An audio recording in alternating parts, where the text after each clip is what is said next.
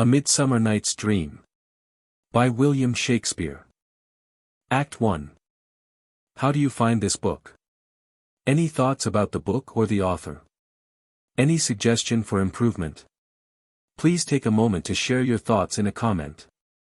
If you like it, share it with your friends who might enjoy it as well. Subscribe to keep in touch. Visit CompleteAudiobooks.com for more quality content. Scene 1. Athens. The Palace of Theseus. Enter Theseus, Hippolyta, Philostrate, and attendants. Theseus, now, fair Hippolyta, our nuptial hour draws on apace.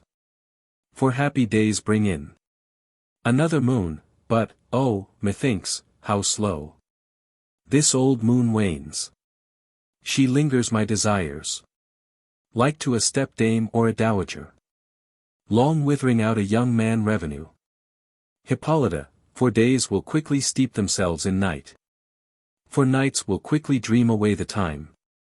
And then the moon, like to a silver bow, new bent in heaven, shall behold the night of our solemnities. Theseus, go, Philostrate.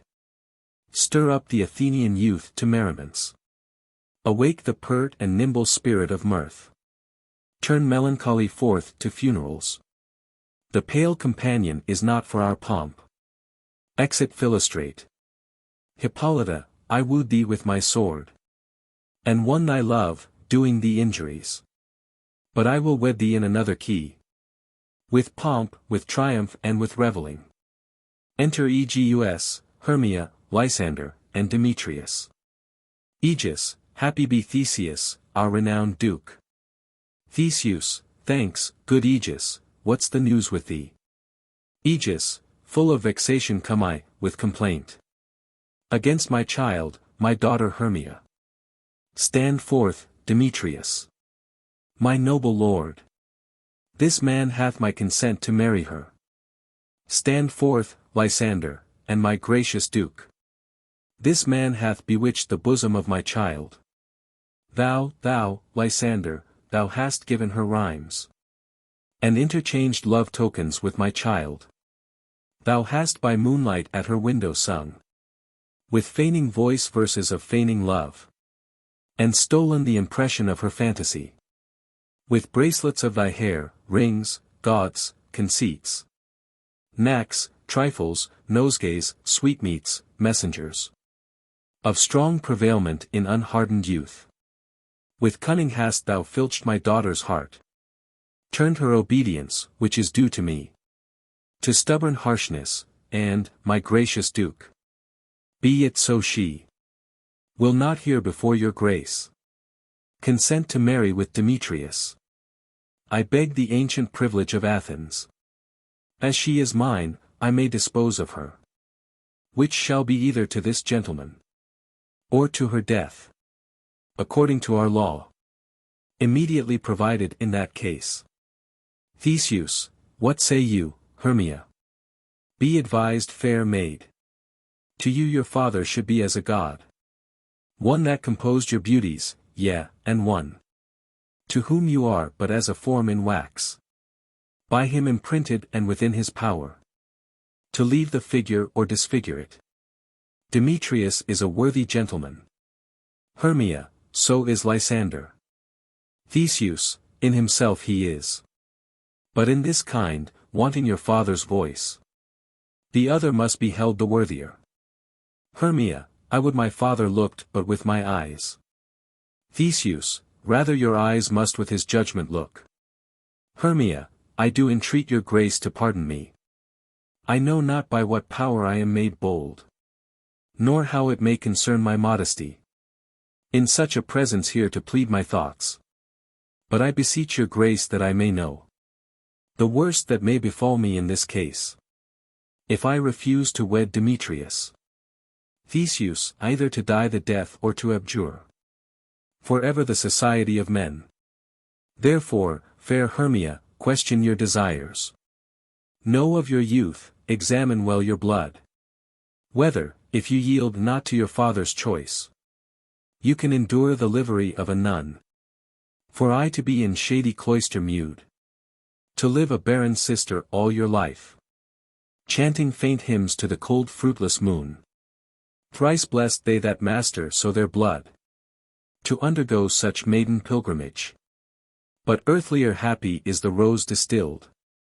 Than that which withering on the virgin thorn. Grows, lives and dies in single blessedness. Hermia, so will I grow, so live, so die, my lord. Ere I will my virgin patent up. Unto his lordship, whose unwished yoke. My soul consents not to give sovereignty. Theseus, take time to pause. And, by the nest new moon. The sealing day betwixt my love and me. For everlasting bond of fellowship. Upon that day either prepare to die. For disobedience to your father's will. Or else to wed Demetrius, as he would. Or on Diana's altar to protest. For austerity and single life. Demetrius, relent, sweet Hermia, and, Lysander, yield. Thy crazed title to my certain right. Lysander, you have her father's love, Demetrius. Let me have Hermia's, do you marry him? Aegis, scornful Lysander. True, he hath my love. And what is mine my love shall render him. And she is mine, and all my right of her. I do estate unto Demetrius. Lysander, I am, my lord, as well derived as he. As well possessed. My love is more than his. My fortunes every way as fairly ranked. If not with vantage, as Demetrius. And, which is more than all these boasts can be. I am beloved of beauteous Hermia. Why should not I then prosecute my right? Demetrius, I'll avouch it to his head. Made love to Neater's daughter, Helena. And won her soul, and she, sweet lady, dotes. Devoutly dotes in idolatry. Upon this spotted and inconstant man. Theseus, I must confess that I have heard so much. And with Demetrius thought to have spoke thereof. But, being overfull of self-affairs. My mind did lose it. But, Demetrius, come. And come, Aegis. You shall go with me. I have some private schooling for you both. For you, fair Hermia, look you arm yourself. To fit your fancies to your father's will. Or else the law of Athens yields you up. Which by no means we may extenuate. To death, or to a vow of single life. Come, my Hippolyta, what cheer, my love. Demetrius and Aegis, go along. I must employ you in some business. Against our nuptial and confer with you. Of something nearly that concerns yourselves. Aegis, with duty and desire we follow you. Exeunt all but Lysander and Hermia. Lysander, how now, my love? Why is your cheek so pale? How chance the roses there do fade so fast?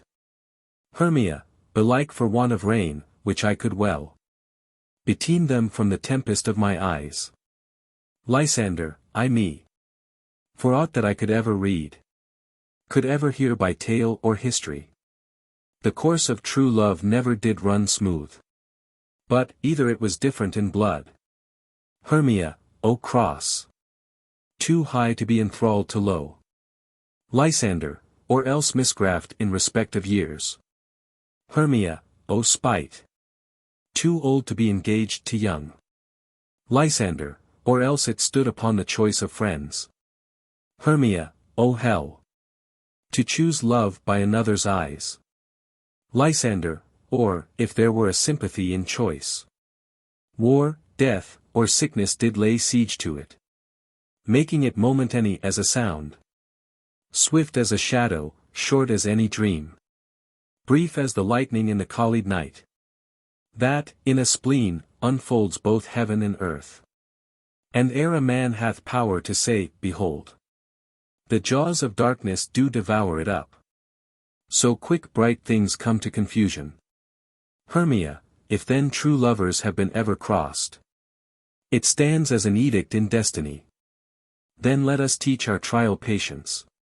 Because it is a customary cross. as due to love as thoughts and dreams and sighs. Wishes and tears, poor fancy's followers. Lysander, a good persuasion, therefore, hear me, Hermia. I have a widow aunt, a dowager, of great revenue, and she hath no child. From Athens is her house remote 7 leagues. And she respects me as her only son. There, gentle Hermia, may I marry thee. And to that place the sharp Athenian law cannot pursue us. If thou lovest me then, steal forth thy father's house tomorrow night. And in the wood, a league without the town, where I did meet thee once with Helena, to do observance to a morn of May, there will I stay for thee.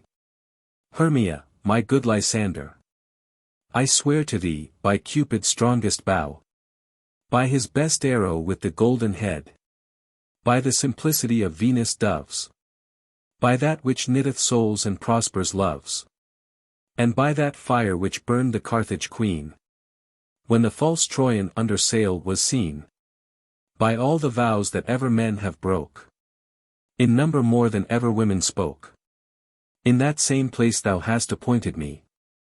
Tomorrow truly will I meet with thee. Lysander, keep promise, love. Look, here comes Helena. Enter Helena. Hermia, God speed fair Helena. Whither away? Helena, call you me fair? That fair again unsay. Demetrius loves your fair, O happy fair. Your eyes are lodestars, and your tongue sweet air, more tunable than lark to shepherd's ear. When wheat is green, when hawthorn buds appear, sickness is catching, oh, were favor so. Yours would I catch, fair Hermia, ere I go.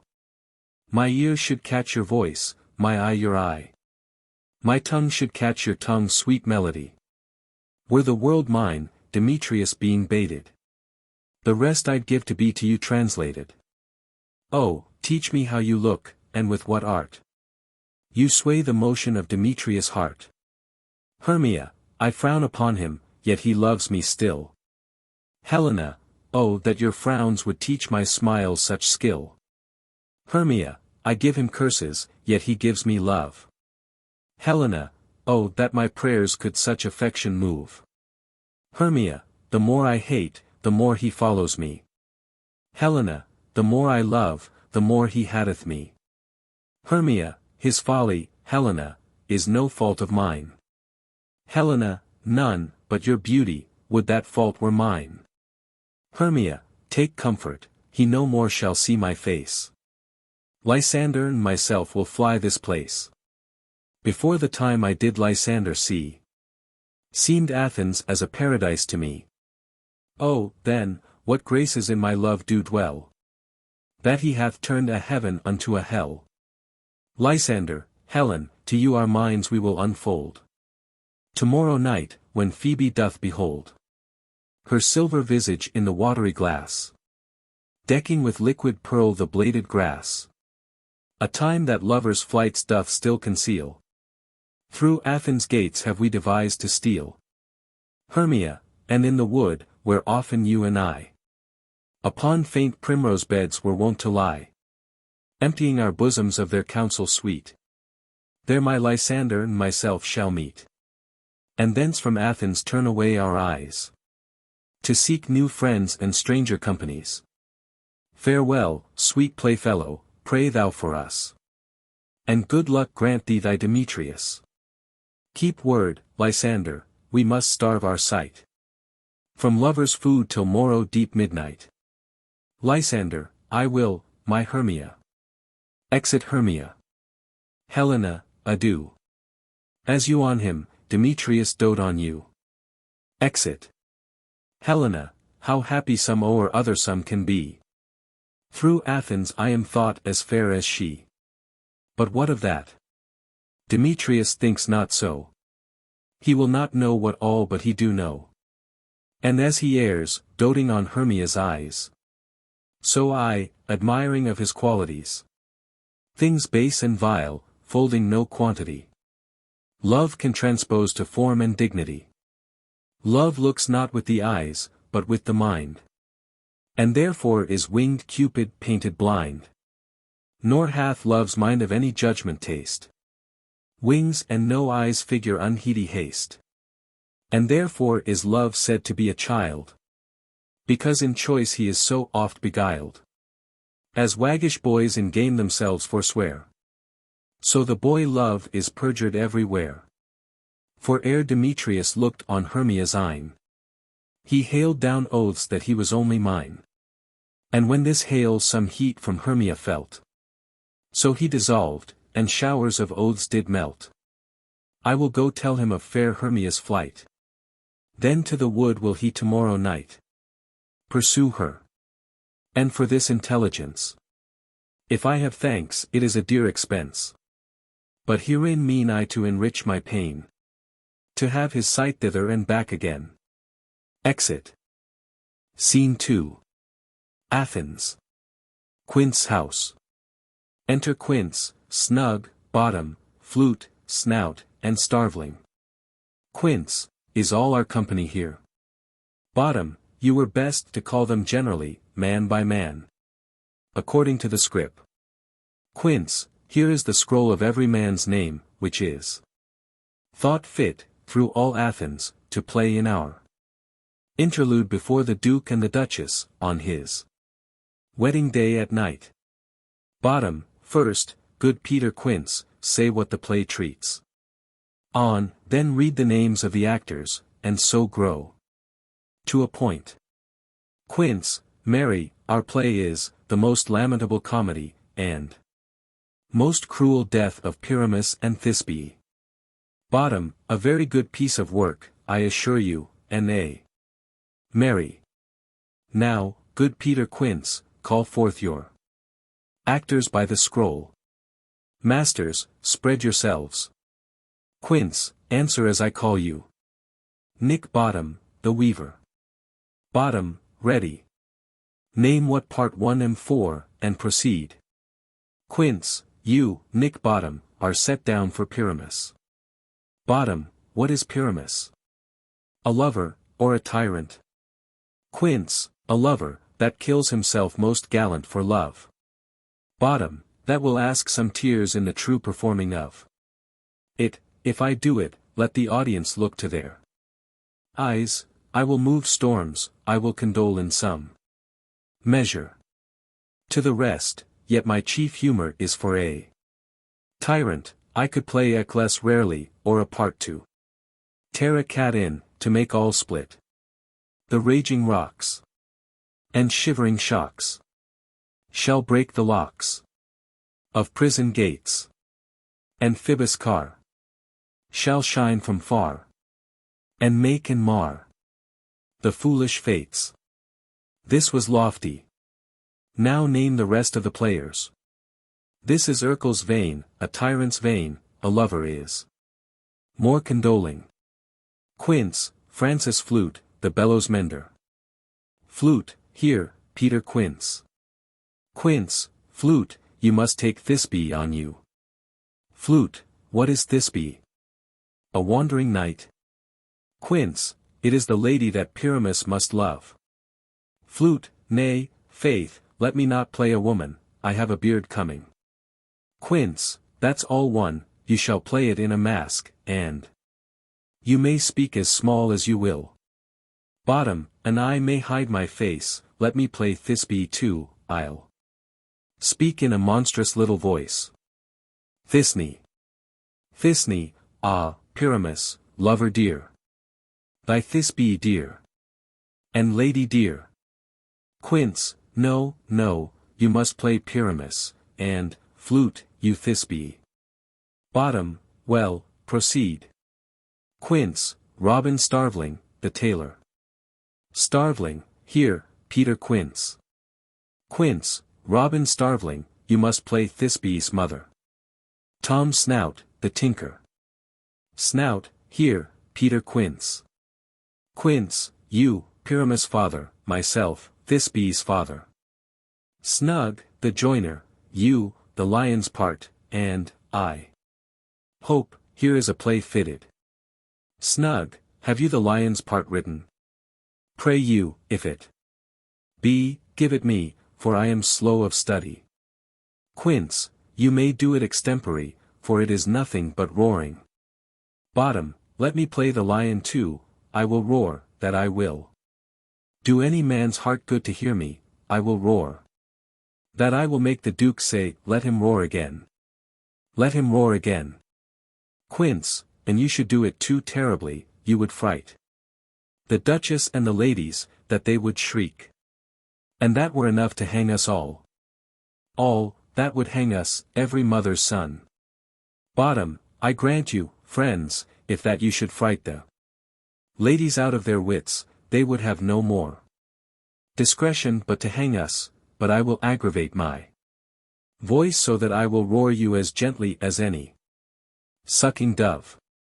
I will roar you and 'twere any nightingale. Quince, you can play no part but Pyramus, for Pyramus is a sweet-faced man, a proper man, as one shall see in a summer's day, a most lovely gentlemanlike man. Therefore you must needs play Pyramus. Bottom, well, I will undertake it. What beard were I best to play it in? Quince, why, what you will. Bottom, I will discharge it in either your straw color beard, your orange tawny beard, your purple in grain beard, or your French crown color beard, your perfect yellow. Quince, some of your French crowns have no hair at all, and then you will play barefaced. But, masters, here are your parts, and I am to entreat you, request you and desire you, to con them by tomorrow night. And meet me in the palace wood, a mile without the town, by moonlight, there will we rehearse, for if we meet in the city, we shall be dogged with company, and our devices known. In the meantime I will draw a bill of properties, such as our play wants. I pray you, fail me not. Bottom, we will meet, and there we may rehearse most obscenely and courageously. Take pains, be perfect, adieu. Quince, at the Duke's Oak we meet. Bottom, enough, hold or cut bowstrings. Exeunt. Act 2. Scene 1. A wood near Athens. Enter, from opposite sides, a fairy, and Puck. Puck, how now, spirit? Whither wander you? Fairy, over hill, over dale. Thorough bush, thorough briar. Over park, over pale. Thorough flood, thorough fire. I do wander everywhere, swifter than the moon's sphere.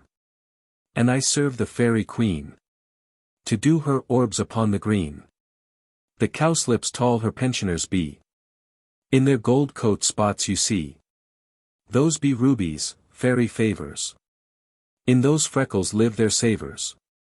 I must go seek some dewdrops here, and hang a pearl in every cowslip's ear. Farewell, thou lob of spirits. I'll be gone. Our queen and all our elves come here anon. Puck, the king doth keep his revels here tonight. Take heed the queen come not within his sight. For Oberon is passing fell and wrath, because that she as her attendant hath a lovely boy, stolen from an Indian king. She never had so sweet a changeling. And jealous Oberon would have the child, knight of his train, to trace the forests wild. But she perforce withholds the loved boy, crowns him with flowers and makes him all her joy. And now they never meet in grove or green, by fountain clear, or spangled starlight sheen. But, they do square, that all their elves for fear creep into acorn cups and hide them there. Fairy, either I mistake your shape and making quite, or else you are that shrewd and knavish sprite, called Robin Goodfellow, are not you he that frights the maidens of the villagery, skim milk, and sometimes labor in the quern, and bootless make the breathless housewife churn, and sometime make the drink to bear no barm? Mislead night wanderers, laughing at their harm. Those that hobgoblin call you and sweet Puck. You do their work, and they shall have good luck. Are not you he? Puck, thou speak'st aright. I am that merry wanderer of the night. I jest to Oberon and make him smile, when I a fat and bean-fed horse beguile, neighing in likeness of a filly foal. And sometime lurk I in a gossip's bowl, in very likeness of a roasted crab. And when she drinks, against her lips I bob, and on her withered dewlap pour the ale. The wisest ant, telling the saddest tale, sometime for 3-foot stool mistaketh me. Then slip I from her bum, down topples she. And Taylor cries, and falls into a cough. And then the whole choir hold their hips and laugh, and waxen in their mirth and knees and swear. A merrier hour was never wasted there. But, room, fairy. Here comes Oberon. Fairy, and here my mistress. Would that he were gone. Enter, from one side, Oberon, with his train, from the other, Titania, with hers. Oberon, ill met by moonlight, proud Titania. Titania, what, jealous Oberon? Fairies, skip hence. I have forsworn his bed and company. Oberon, tarry, rash wanton, am not I thy lord? Titania, then I must be thy lady, but I know. When thou hast stolen away from fairyland, and in the shape of Corin sat all day, playing on pipes of corn and versing love to amorous Phillida. Why art thou here? Come from the farthest steppe of India? But that, forsooth, the bouncing Amazon, your buskined mistress and your warrior love, to Theseus must be wedded, and you come to give their bed joy and prosperity. Oberon, how canst thou thus for shame, Titania?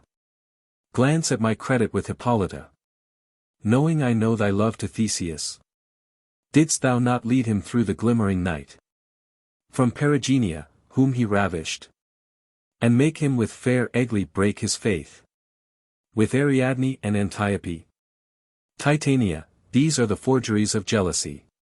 And never, since the middle summer spring, met we on hill, in dale, forest or mead, by paved fountain or by rushy brook, or in the beached margent of the sea, to dance our ringlets to the whistling wind. But with thy brawls thou hast disturbed our sport. Therefore the winds, piping to us in vain, as in revenge, have sucked up from the sea contagious fogs, which falling in the land, have every pelting river made so proud, that they have overborne their continents. The ox hath therefore stretched his yoke in vain. The ploughman lost his sweat, and the green corn hath rotted ere his youth attained a beard.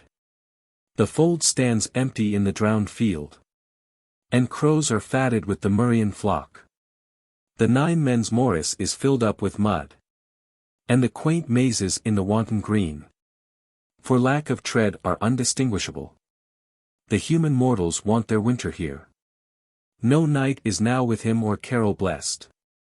Therefore the moon, the governess of floods, pale in her anger, washes all the air, that rheumatic diseases do abound. And thorough this distemperature we see. The seasons alter, hoary-headed frosts, far in the fresh lap of the crimson rose, and on old Heme's thin and icy crown, an odorous chaplet of sweet summer buds, is, as in mockery, set, the spring, the summer, the childing autumn, angry winter, change their wonted liveries, and the mazed world, by their increase, now knows not which is which. And this same progeny of evils comes from our debate, from our dissension. We are their parents and original. Oberon, do you amend it then, it lies in you. Why should Titania cross her Oberon? I do but beg a little changeling boy to be my henchman. Titania, set your heart at rest. The fairy land buys not the child of me. His mother was a votaress of my order. And, in the spiced Indian air, by night, full often hath she gossiped by my side, and sat with me on Neptune's yellow sands, marking the embarked traders on the flood, when we have laughed to see the sails conceive, and grow big-bellied with the wanton wind, which she, with pretty and with swimming gait, following her womb then rich with my young squire, would imitate and sail upon the land, to fetch me trifles, and return again, as from a voyage, rich with merchandise. But she, being mortal, of that boy did die. And for her sake do I rear up her boy. And for her sake I will not part with him. Oberon, how long within this would intend you stay? Titania, perchance till after Theseus' wedding day. If you will patiently dance in our round, and see our moonlight revels, go with us. If not, shun me, and I will spare your haunts. Oberon, give me that boy, and I will go with thee. Titania, not for thy fairy kingdom. Fairies, away. We shall chide downright, if I longer stay. Exit Titania with her train. Oberon, well, go thy way, thou shalt not from this grove, till I torment thee for this injury. My gentle Puck, come hither.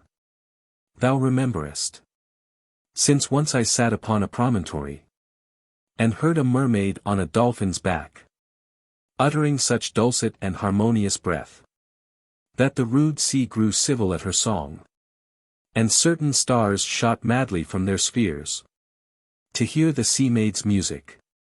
Puck, I remember. Oberon, that very time I saw, but thou couldst not. Flying between the cold moon and the earth, Cupid all armed, a certain aim he took, at a fair vestal throned by the west, and loosed his love shaft smartly from his bow, as it should pierce 100,000 hearts. But I might see young Cupid's fiery shaft, quenched in the chaste beams of the watery moon. And the imperial votaress passed on, in maiden meditation, fancy-free. Yet marked I where the bolt of Cupid fell.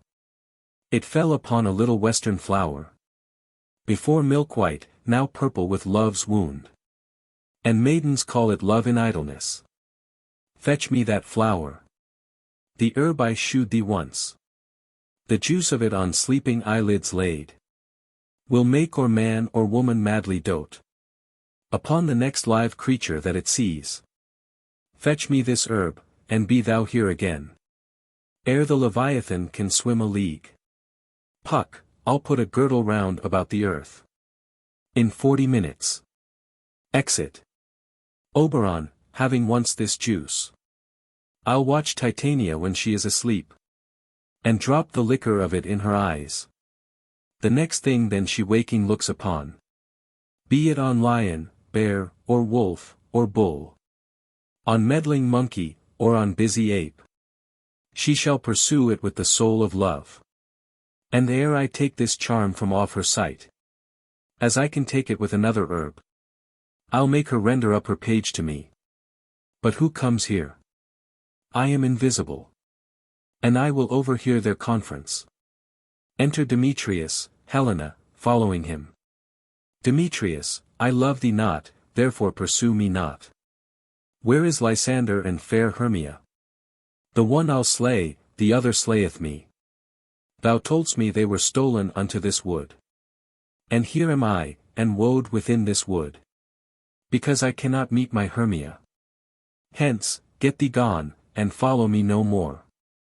Helena, you draw me, you hard-hearted adamant. But yet you draw not iron, for my heart is true as steel. Leave you your power to draw, and I shall have no power to follow you. Demetrius, do I entice you? Do I speak you fair? Or, rather, do I not in plainest truth tell you, I do not, nor I cannot love you? Helena, and even for that do I love you the more. I am your spaniel. And, Demetrius, the more you beat me, I will fawn on you. Use me but as your spaniel, spurn me, strike me. Neglect me, lose me, only give me leave. Unworthy as I am, to follow you. What worser place can I beg in your love? And yet a place of high respect with me, than to be used as you use your dog.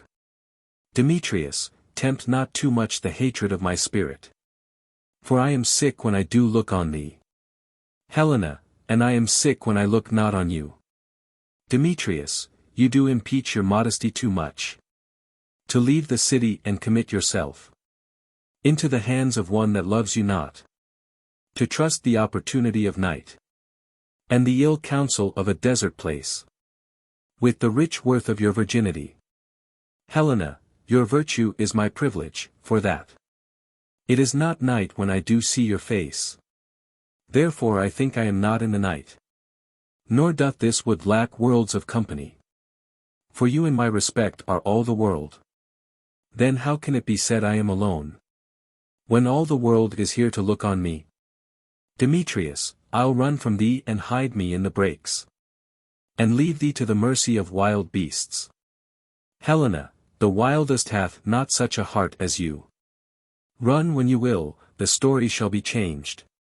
Apollo flies, and Daphne holds the chase.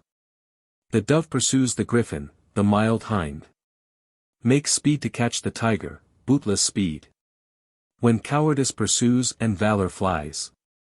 Demetrius, I will not stay thy questions. Let me go. Or, if thou follow me, do not believe. But I shall do thee mischief in the wood. Helena, in the temple, in the town, the field. You do me mischief. Fie, Demetrius. Your wrongs do set a scandal on my sex. We cannot fight for love, as men may do. We should be wood and were not made to woo. Exit Demetrius. I'll follow thee and make a heaven of hell, to die upon the hand I love so well. Exit. Oberon, fare thee well, nymph, ere he do leave this grove. Thou shalt fly him and he shall seek thy love. Re-enter Puck. Hast thou the flower there? Welcome, wanderer. Puck, there it is. Oberon, I pray thee, give it me.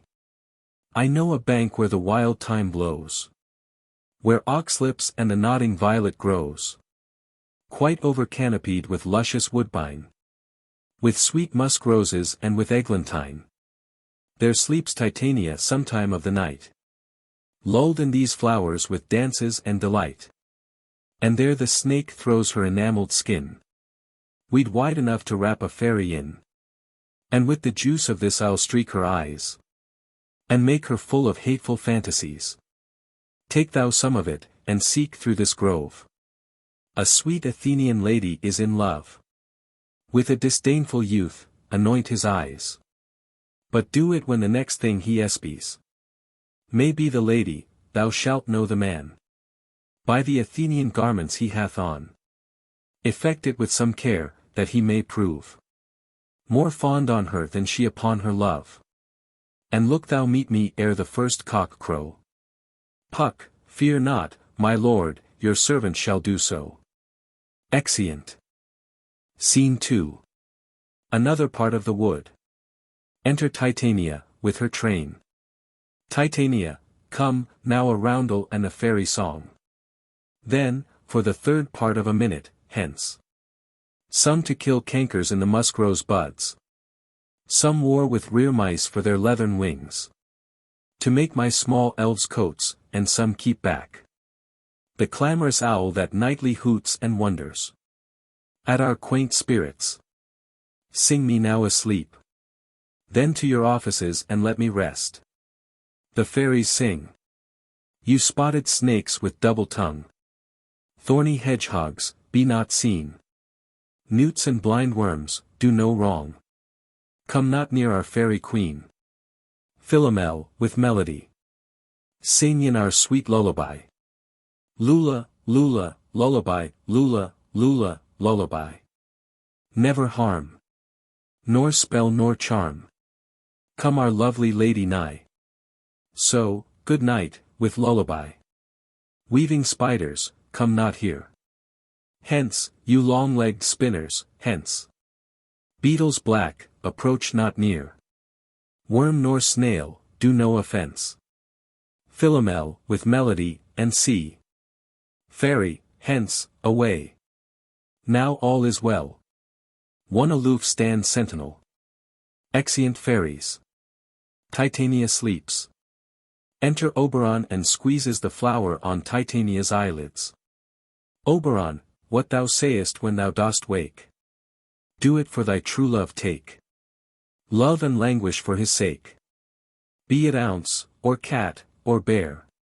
Pard, or boar with bristled hair. In thy eye that shall appear.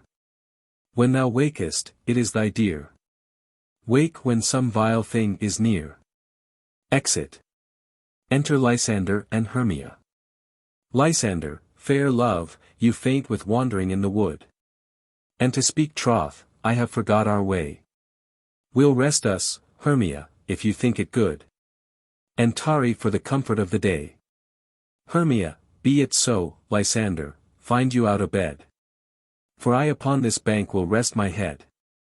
Lysander, one turf shall serve as pillow for us both. One heart, one bed, two bosoms and one troth. Hermia, nay, good Lysander. For my sake, my dear. Lie further off yet, do not lie so near. Lysander, oh, take the sense, sweet, of my innocence.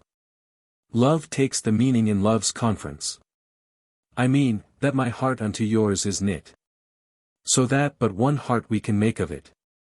Two bosoms interchained with an oath. So then two bosoms and a single troth. Then by your side no bedroom me deny. For lying so, Hermia, I do not lie. Hermia, Lysander riddles very prettily. Now much beshrew my manners and my pride. If Hermia meant to say Lysander lied. But, gentle friend, for love and courtesy. Lie further off. In human modesty. Such separation as may well be said. Becomes a virtuous bachelor and a maid. So far be distant, and, good night, sweet friend. Thy love ne'er alter till thy sweet life end. Lysander, amen, amen, to that fair prayer, say I. And then end life when I end loyalty. Here is my bed, sleep give thee all his rest. Hermia, with half that wish the wisher's eyes be pressed. They sleep. Enter Puck.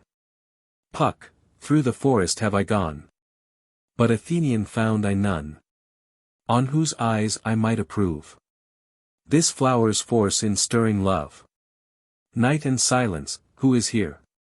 Weeds of Athens he doth wear. This is he, my master said.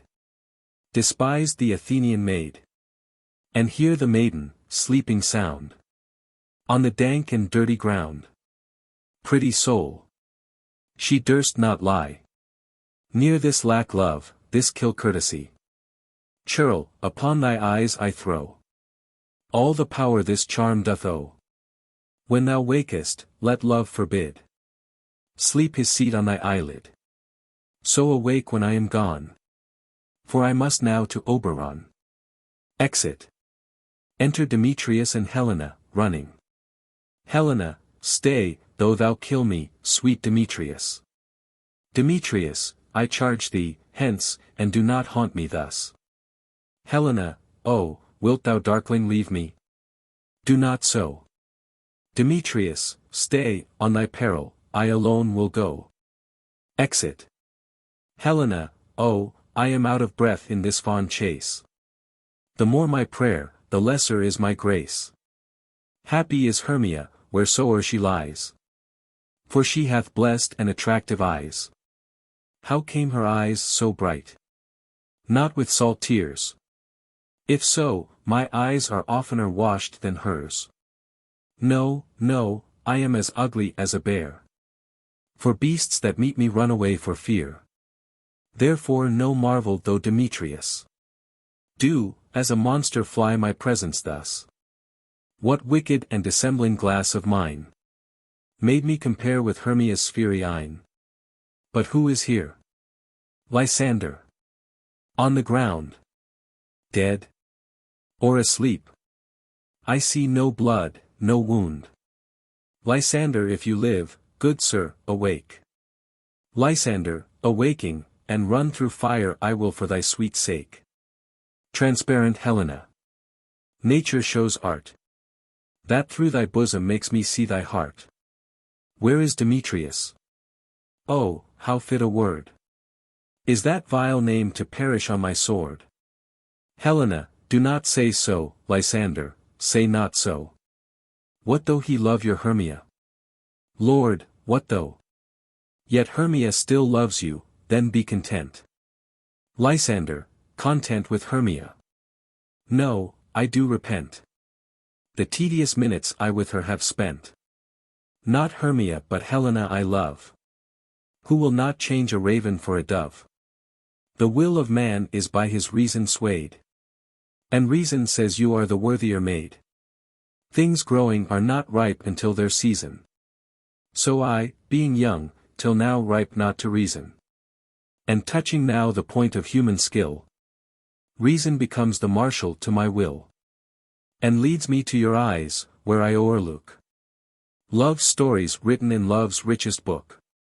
Helena, wherefore was I to this keen mockery born? When at your hands did I deserve this scorn? Is not enough, young man. That I did never, no, nor never can. Deserve a sweet look from Demetrius I. But you must flout my insufficiency. Good troth, you do me wrong, good sooth, you do. In such disdainful manner me to woo. But fare you well, perforce I must confess. I thought you lord of more true gentleness. Oh, that a lady, of one man refused, should of another therefore be abused. Exit. Lysander, she sees not Hermia. Hermia, sleep thou there. And never mayst thou come Lysander near. For as a surfeit of the sweetest things, the deepest loathing to the stomach brings. Or as tie heresies that men do leave, are hated most of those they did deceive. So thou, my surfeit and my heresy, of all be hated, but the most of me.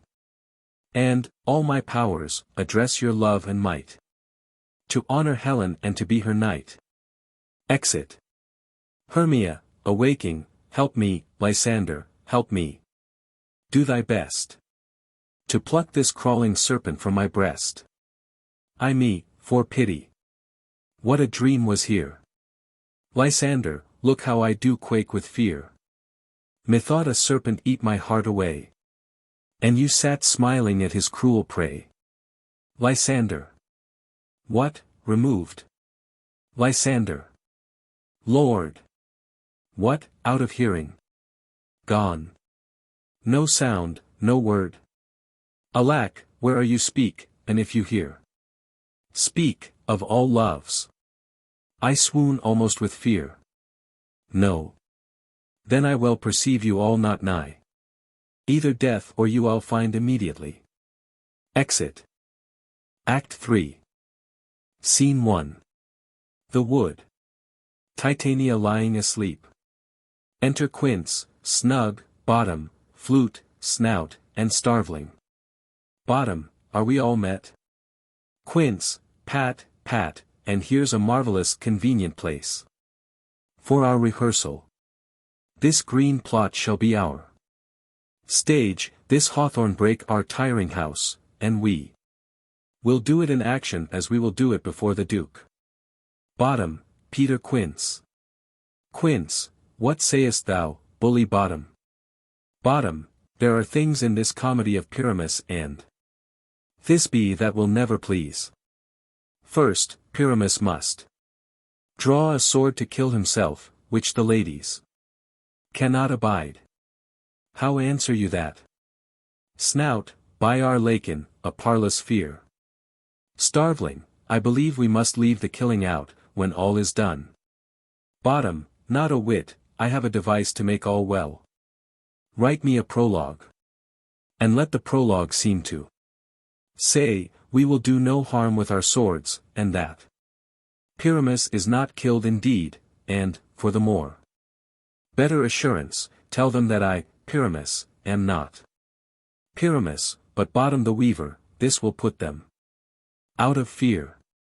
Quince, well, we will have such a prologue, and it shall be written in 8 and 6. Bottom, no, make it 2 more, let it be written in 8 and 8. Snout, will not the ladies be afeard of the lion? Starveling, I fear it, I promise you. Bottom, masters, you ought to consider with yourselves, to bring in God shield us, a lion among ladies, is a most dreadful thing, for there is not a more fearful wildfowl than your lion living, and we ought to look to t. Snout, therefore another prologue must tell he is not a lion. Bottom, nay, you must name his name, and half his face must be seen through the lion's neck, and he himself must speak through, saying thus, or to the same defect, ladies, or fair ladies, I would wish you, or I would request you, or I would entreat you not to fear, not to tremble, my life for yours. If you think I come hither as a lion, it were pity of my life. No, I am no such thing, I am a man as other men are, and there indeed let him name his name, and tell them plainly he is Snug the joiner. Quince, well, it shall be so. But there is 2 hard things. That is, to bring the moonlight into a chamber, for you know, Pyramus and Thisbe meet by moonlight. Snout, doth the moon shine that night we play our play? Bottom, a calendar, a calendar. Look in the almanac. Find out moonshine, find out moonshine. Quince, yes, it doth shine that night. Bottom, why, then may you leave a casement of the great chamber window, where we play, open, and the moon may shine in at the casement. Quince, aye.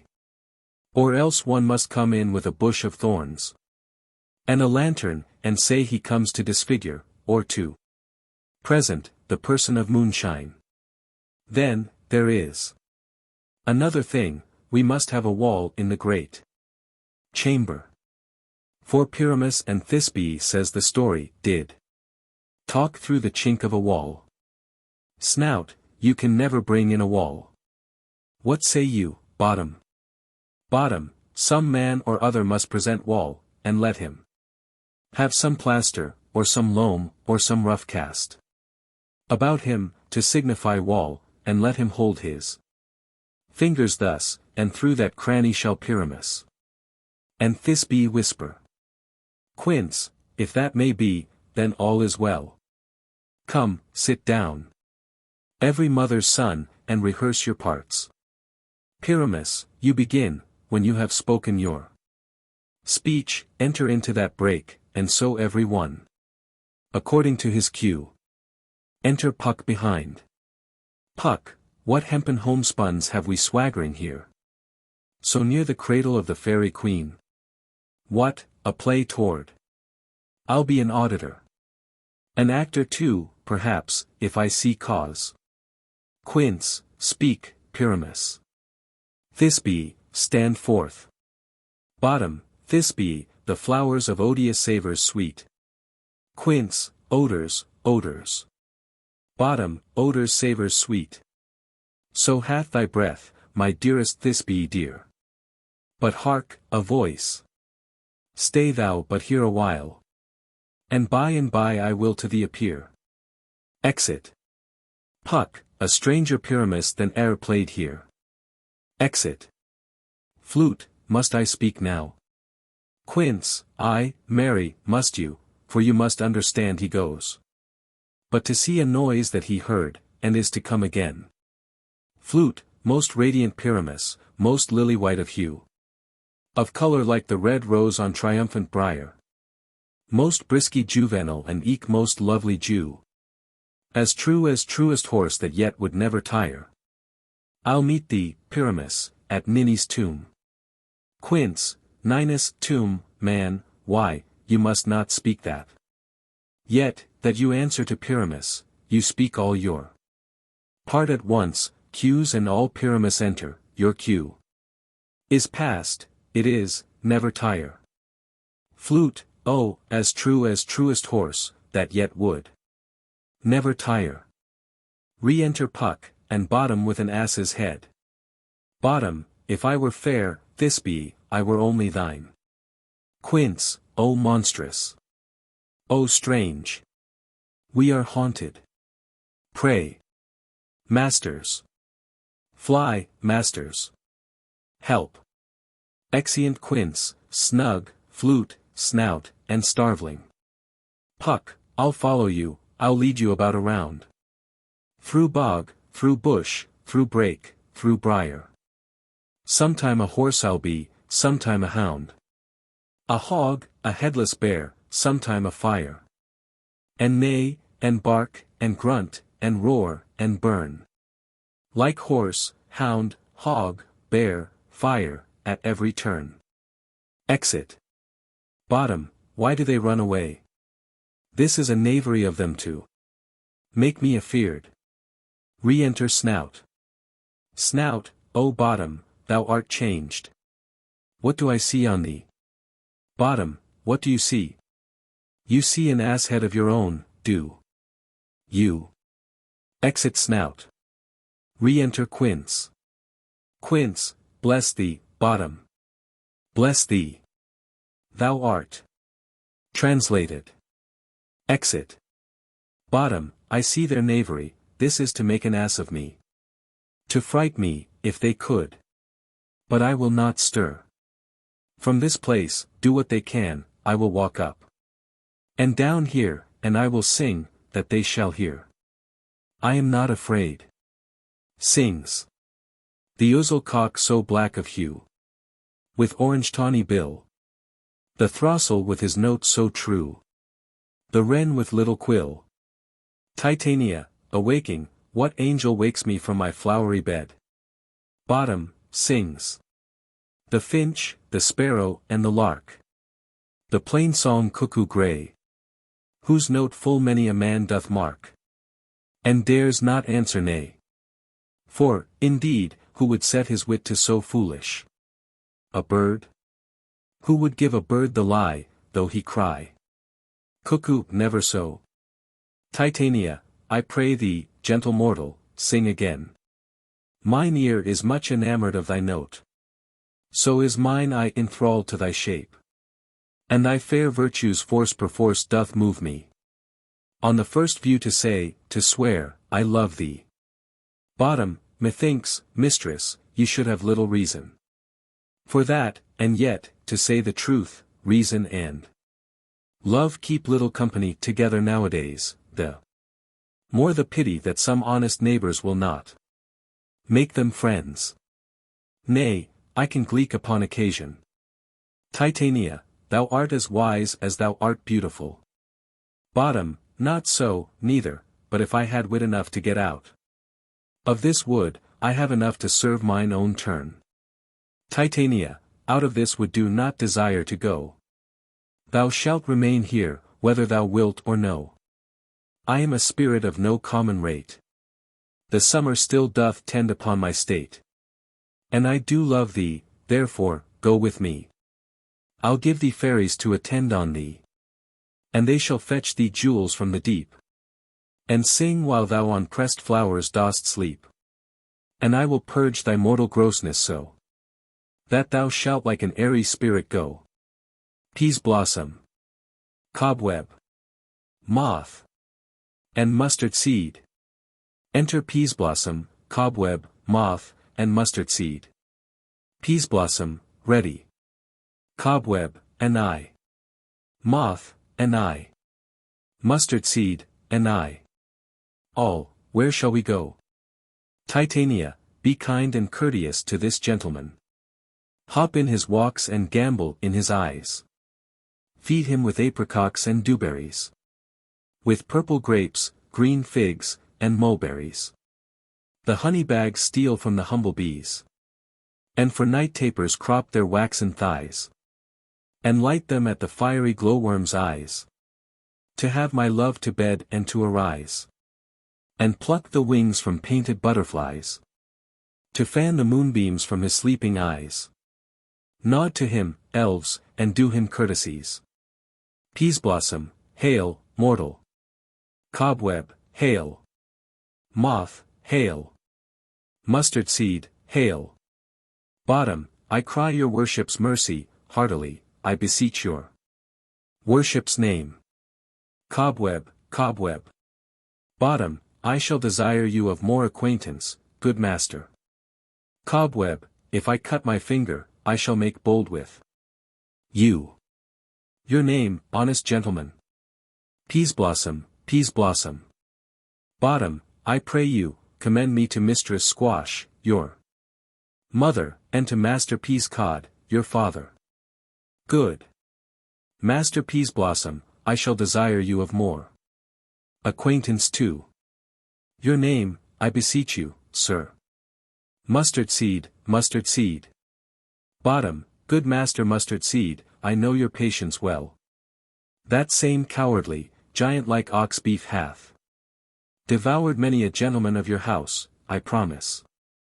You your kindred had made my eyes water ere now. I desire your more acquaintance, good master.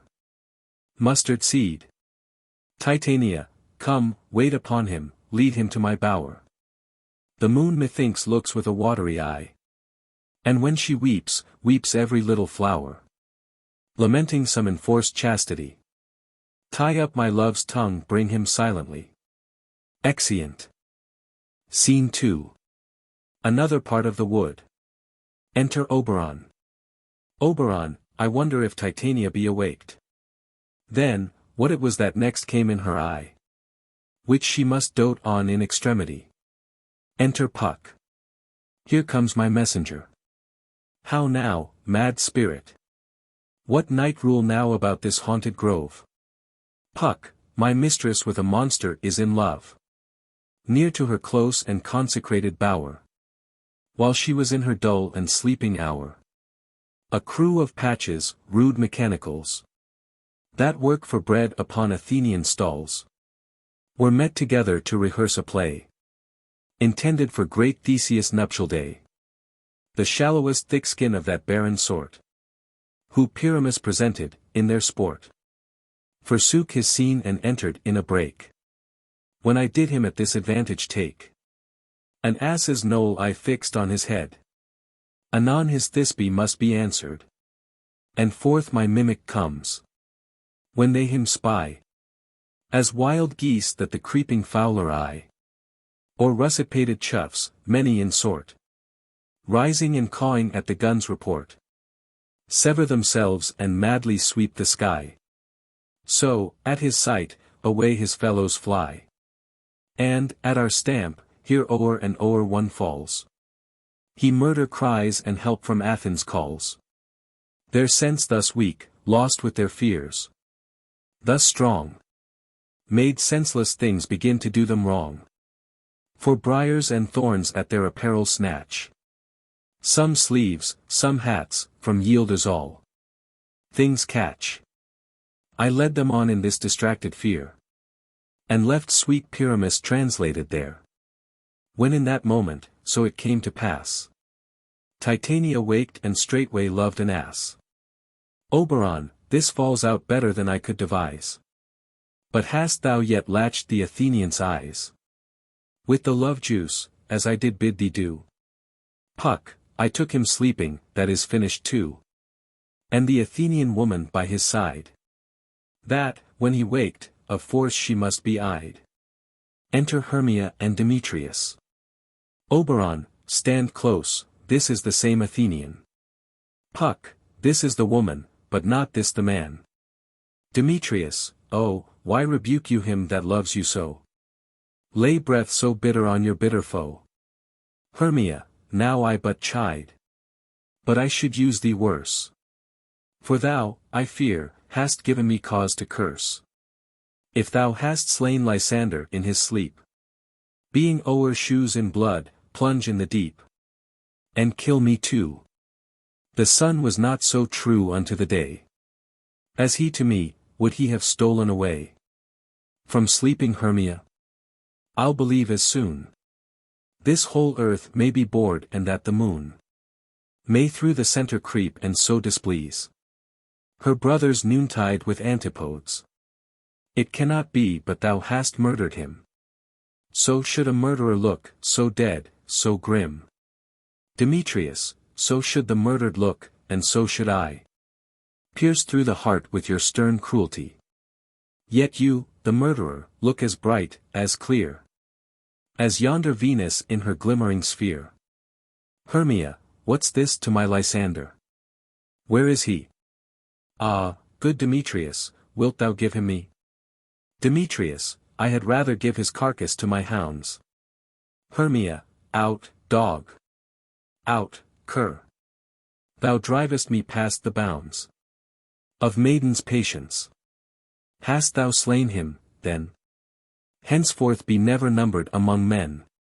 Oh, once tell true, even for my sake.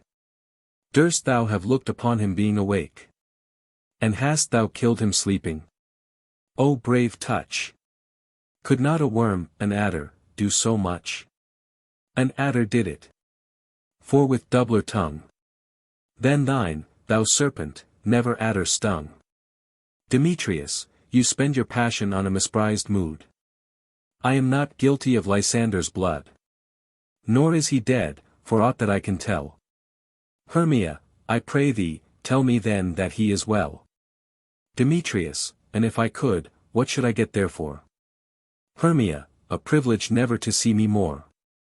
And from thy hated presence part one so. See me no more, whether he be dead or no. Exit. Demetrius, there is no following her in this fierce vein. Here therefore for a while I will remain. So sorrow's heaviness doth heavier grow. For debt that bankrupt sleep doth sorrow owe. Which now in some slight measure it will pay. If for his tender here I make some stay. Lies down and sleeps. Oberon, what hast thou done? Thou hast mistaken quite. And laid the love juice on some true love sight. Of thy misprision must perforce ensue some true love turned and not a false turned true. Puck, then fate o'errules, that, one man holding troth. A million fail, confounding oath on oath. Oberon, about the wood go swifter than the wind. And Helena of Athens look thou find. All fancy sick she is and pale of cheer. With sighs of love. That costs the fresh blood dear. By some illusion see thou bring her here. I'll charm his eyes against she do appear. Puck, I go, look how I go. Swifter than arrow from the Tartar's bow. Exit. Oberon, flower of this purple dye. Hit with Cupid's archery. Sink in apple of his eye. When his love he doth espy. Let her shine as gloriously as the Venus of the sky. When thou wakest, if she be by, beg of her for remedy. Re-enter Puck. Puck, captain of our fairy band. Helena is here at hand. And the youth, mistook by me, pleading for a lover's fee. Shall we their fond pageant see? Lord, what fools these mortals be! Oberon, stand aside, the noise they make will cause Demetrius to awake. Puck, then will two at once woo one.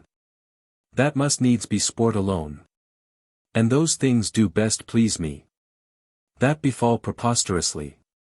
Enter Lysander and Helena. Lysander, why should you think that I should woo in scorn? Scorn and derision never come in tears. Look, when I vow, I weep. And vows so born, in their nativity all truth appears. How can these things in me seem scorn to you? Bearing the badge of faith, to prove them true. Helena, you do advance your cunning more and more. When truth kills truth, O devilish holy fray. These vows are Hermia's, will you give her o'er? Weigh oath with oath, and you will nothing weigh. Your vows to her and me, put in two scales. Will even weigh, and both as light as tails. Lysander, I had no judgment when to her I swore. Helena, nor none, in my mind, now you give her o'er. Lysander, Demetrius loves her, and he loves not you. Demetrius, awaking, O Helena, goddess, nymph, perfect, divine. To what, my love, shall I compare thine eyne? Crystal is muddy. Oh, how ripe in show! Thy lips, those kissing cherries, tempting grow. That pure congealed white, high Taurus snow, fanned with the eastern wind, turns to a crow. When thou hold'st up thy hand, oh, let me kiss this princess of pure white, this seal of bliss. Helena, O spite! O hell! I see you all are bent to set against me for your merriment. If you were civil and knew courtesy, you would not do me thus much injury. Can you not hate me, as I know you do? But you must join in souls to mock me too. If you were men, as men you are in show, you would not use a gentle lady so, to vow, and swear, and superpraise my parts, when I am sure you hate me with your hearts. You both are rivals, and love Hermia. And now both rivals, to mock Helena. A trim exploit, a manly enterprise, to conjure tears up in a poor maid's eyes. With your derision, none of noble sort would so offend a virgin, and extort a poor soul's patience, all to make you sport. Lysander, you are unkind, Demetrius, be not so. For you love Hermia, this you know I know. And here, with all good will, with all my heart, in Hermia's love I yield you up my part. And yours of Helena to me bequeath, whom I do love and will do till my death. Helena, never did mockers waste more idle breath. Demetrius, Lysander, keep thy Hermia, I will none. If e'er I loved her, all that love is gone. My heart to her but as guestwise sojourned. And now to Helen is it home returned, there to remain. Lysander, Helen, it is not so. Demetrius, disparage not the faith thou dost not know, lest, to thy peril, thou abide it dear. Look, where thy love comes, yonder is thy dear. Re-enter Hermia. Hermia, dark night, that from the eye his function takes, the ear more quick of apprehension makes, wherein it doth impair the seeing sense. It pays the hearing double recompense. Thou art not by mine eye, Lysander, found. Mine ear, I thank it, brought me to thy sound. But why unkindly didst thou leave me so? Lysander, why should he stay, whom love doth press to go? Hermia, what love could press Lysander from my side? Lysander, Lysander's love, that would not let him bide. Fair Helena, who more engilds the night than all you fiery oes and eyes of light. Why seek'st thou me? Could not this make thee know the hate I bear thee made me leave thee so? Hermia, you speak not as you think, it cannot be. Helena, lo, she is one of this confederacy. Now I perceive they have conjoined all three to fashion this false sport, in spite of me. Injurious Hermia, most ungrateful maid, have you conspired, have you with these contrived to bait me with this foul derision? Is all the counsel that we two have shared, the sisters' vows, the hours that we have spent, when we have chid the hasty-footed time for parting us, oh, is it all forgot? All schooldays friendship, childhood innocence.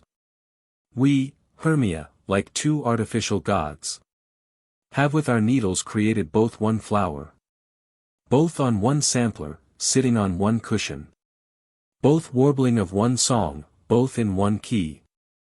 As if our hands, our sides, voices and minds had been incorporate.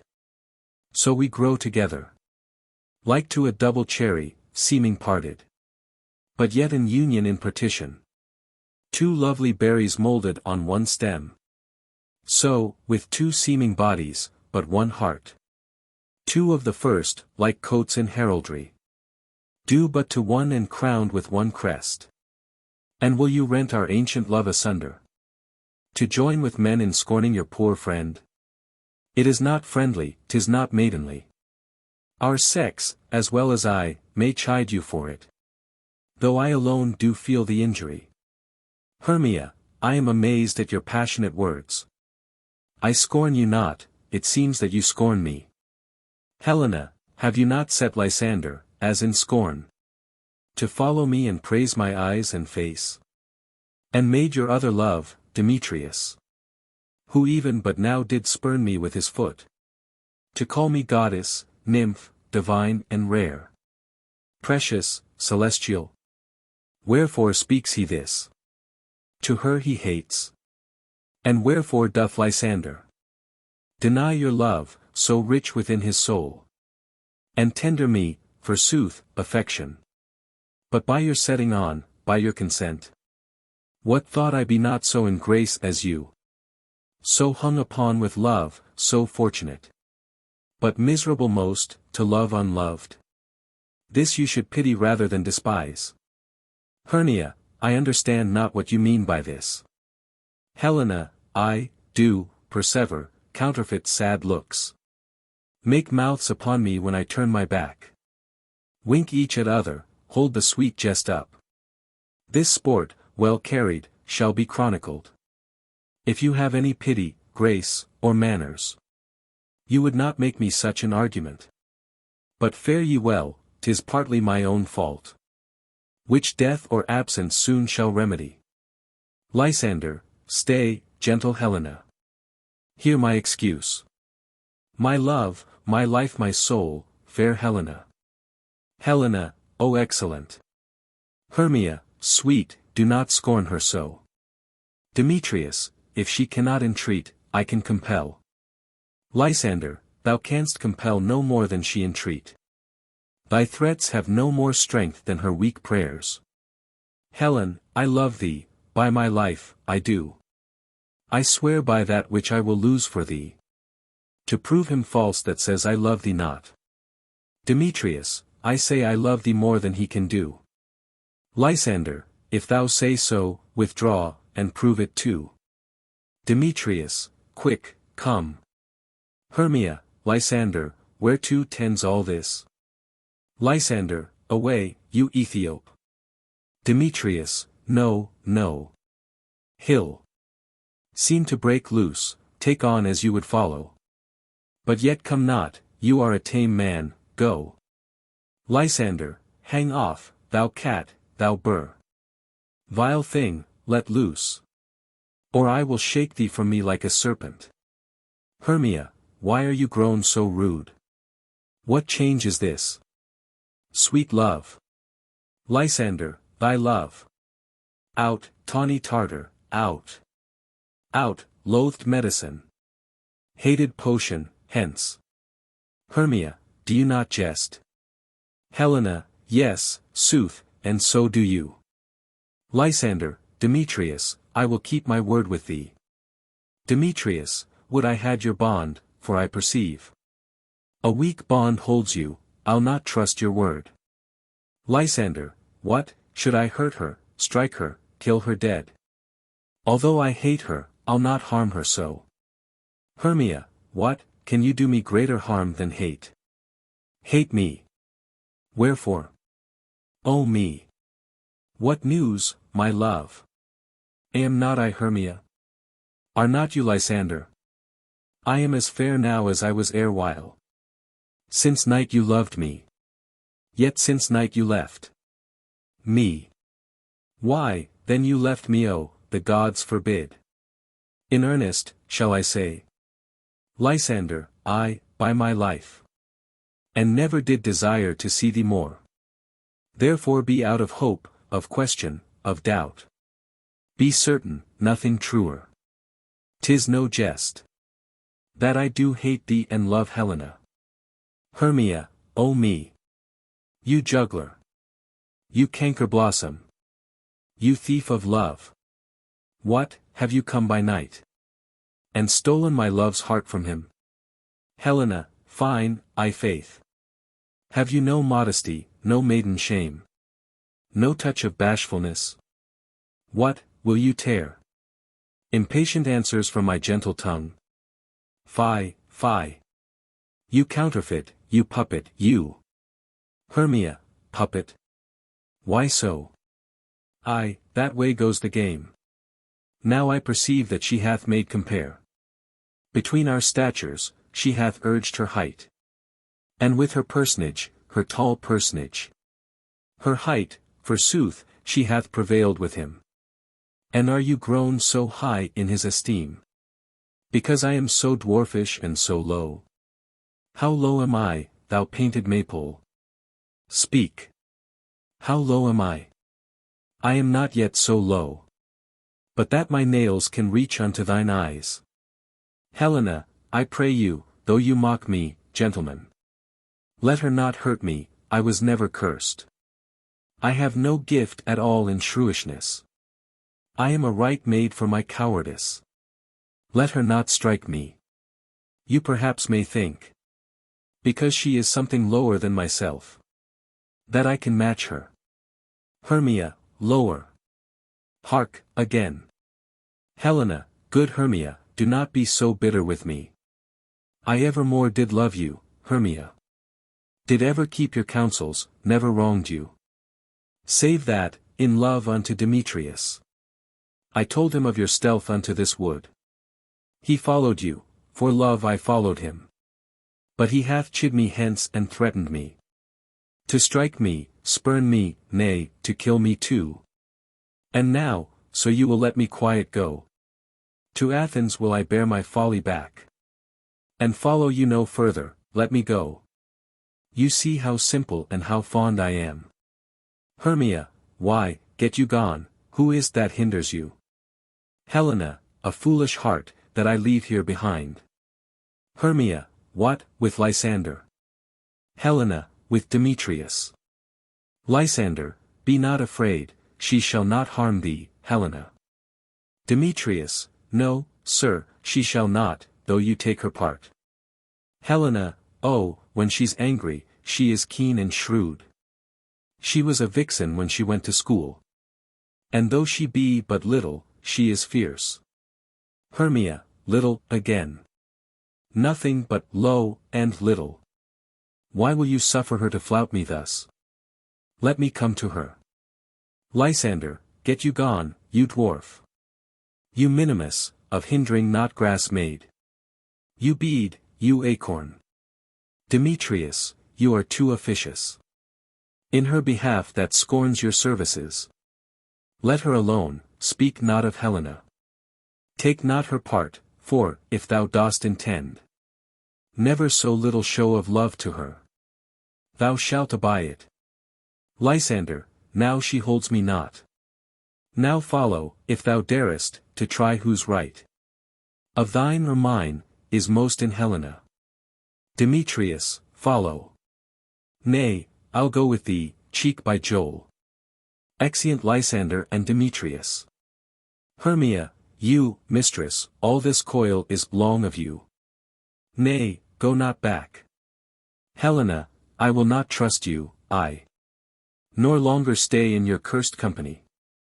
Your hands than mine are quicker for a fray. My legs are longer though, to run away. Exit. Hermia, I am amazed, and know not what to say. Exit. Oberon, this is thy negligence, still thou mistakest. Or else committ'st thy knaveries wilfully. Puck, believe me, king of shadows, I mistook. Did not you tell me I should know the man? By the Athenian garment be had on. And so far blameless proves my enterprise, that I have anointed an Athenian size. And so far am I glad it so did sort, as this their jangling I esteem a sport. Oberon, thou seest these lovers seek a place to fight. High therefore, Robin, overcast the night. The starry welkin cover thou anon, with drooping fog as black as Acheron. And lead these testy rivals so astray, as one come not within another's way. Like to Lysander sometime frame thy tongue. Then stir Demetrius up with bitter wrong. And sometime rail thou like Demetrius. And from each other look thou lead them thus. Till o'er their brows death counterfeiting sleep. With leaden legs and batty wings doth creep. Then crush this herb into Lysander's eye. Whose liquor hath this virtuous property, to take from thence all error with his might, and make his eyeballs roll with wonted sight. When they next wake, all this derision shall seem a dream and fruitless vision. And back to Athens shall the lovers wend, with league whose date till death shall never end. Whiles I in this affair do thee employ, I'll to my queen and beg her Indian boy. And then I will her charmed eye release from monsters' view, and all things shall be peace. Puck, my fairy lord, this must be done with haste. For night's swift dragons cut the clouds full fast. And yonder shines Aurora's harbinger, at whose approach, ghosts, wandering here and there, troop home to churchyards, damned spirits all, that in crossways and floods have burial. Already to their wormy beds are gone, for fear lest day should look their shames upon. They wilfully themselves exile from light, and must for I consort with black-browed night. Oberon, but we are spirits of another sort. I with the morning's love have oft made sport, and, like a forester, the groves may tread, even till the eastern gate, all fiery red, opening on Neptune with fair blessed beams, turns into yellow gold his salt green streams. But, notwithstanding, haste, make no delay. We may effect this business yet ere day. Exit. Puck, up and down, up and down. I will lead them up and down. I am feared in field and town. Goblin, lead them up and down. Here comes one. Re-enter Lysander. Lysander, where art thou, proud Demetrius? Speak thou now. Puck, here, villain, drawn and ready. Where art thou? Lysander, I will be with thee straight. Puck, follow me, then, to plainer ground. Exit Lysander, as following the voice. Re-enter Demetrius. Demetrius, Lysander. Speak again.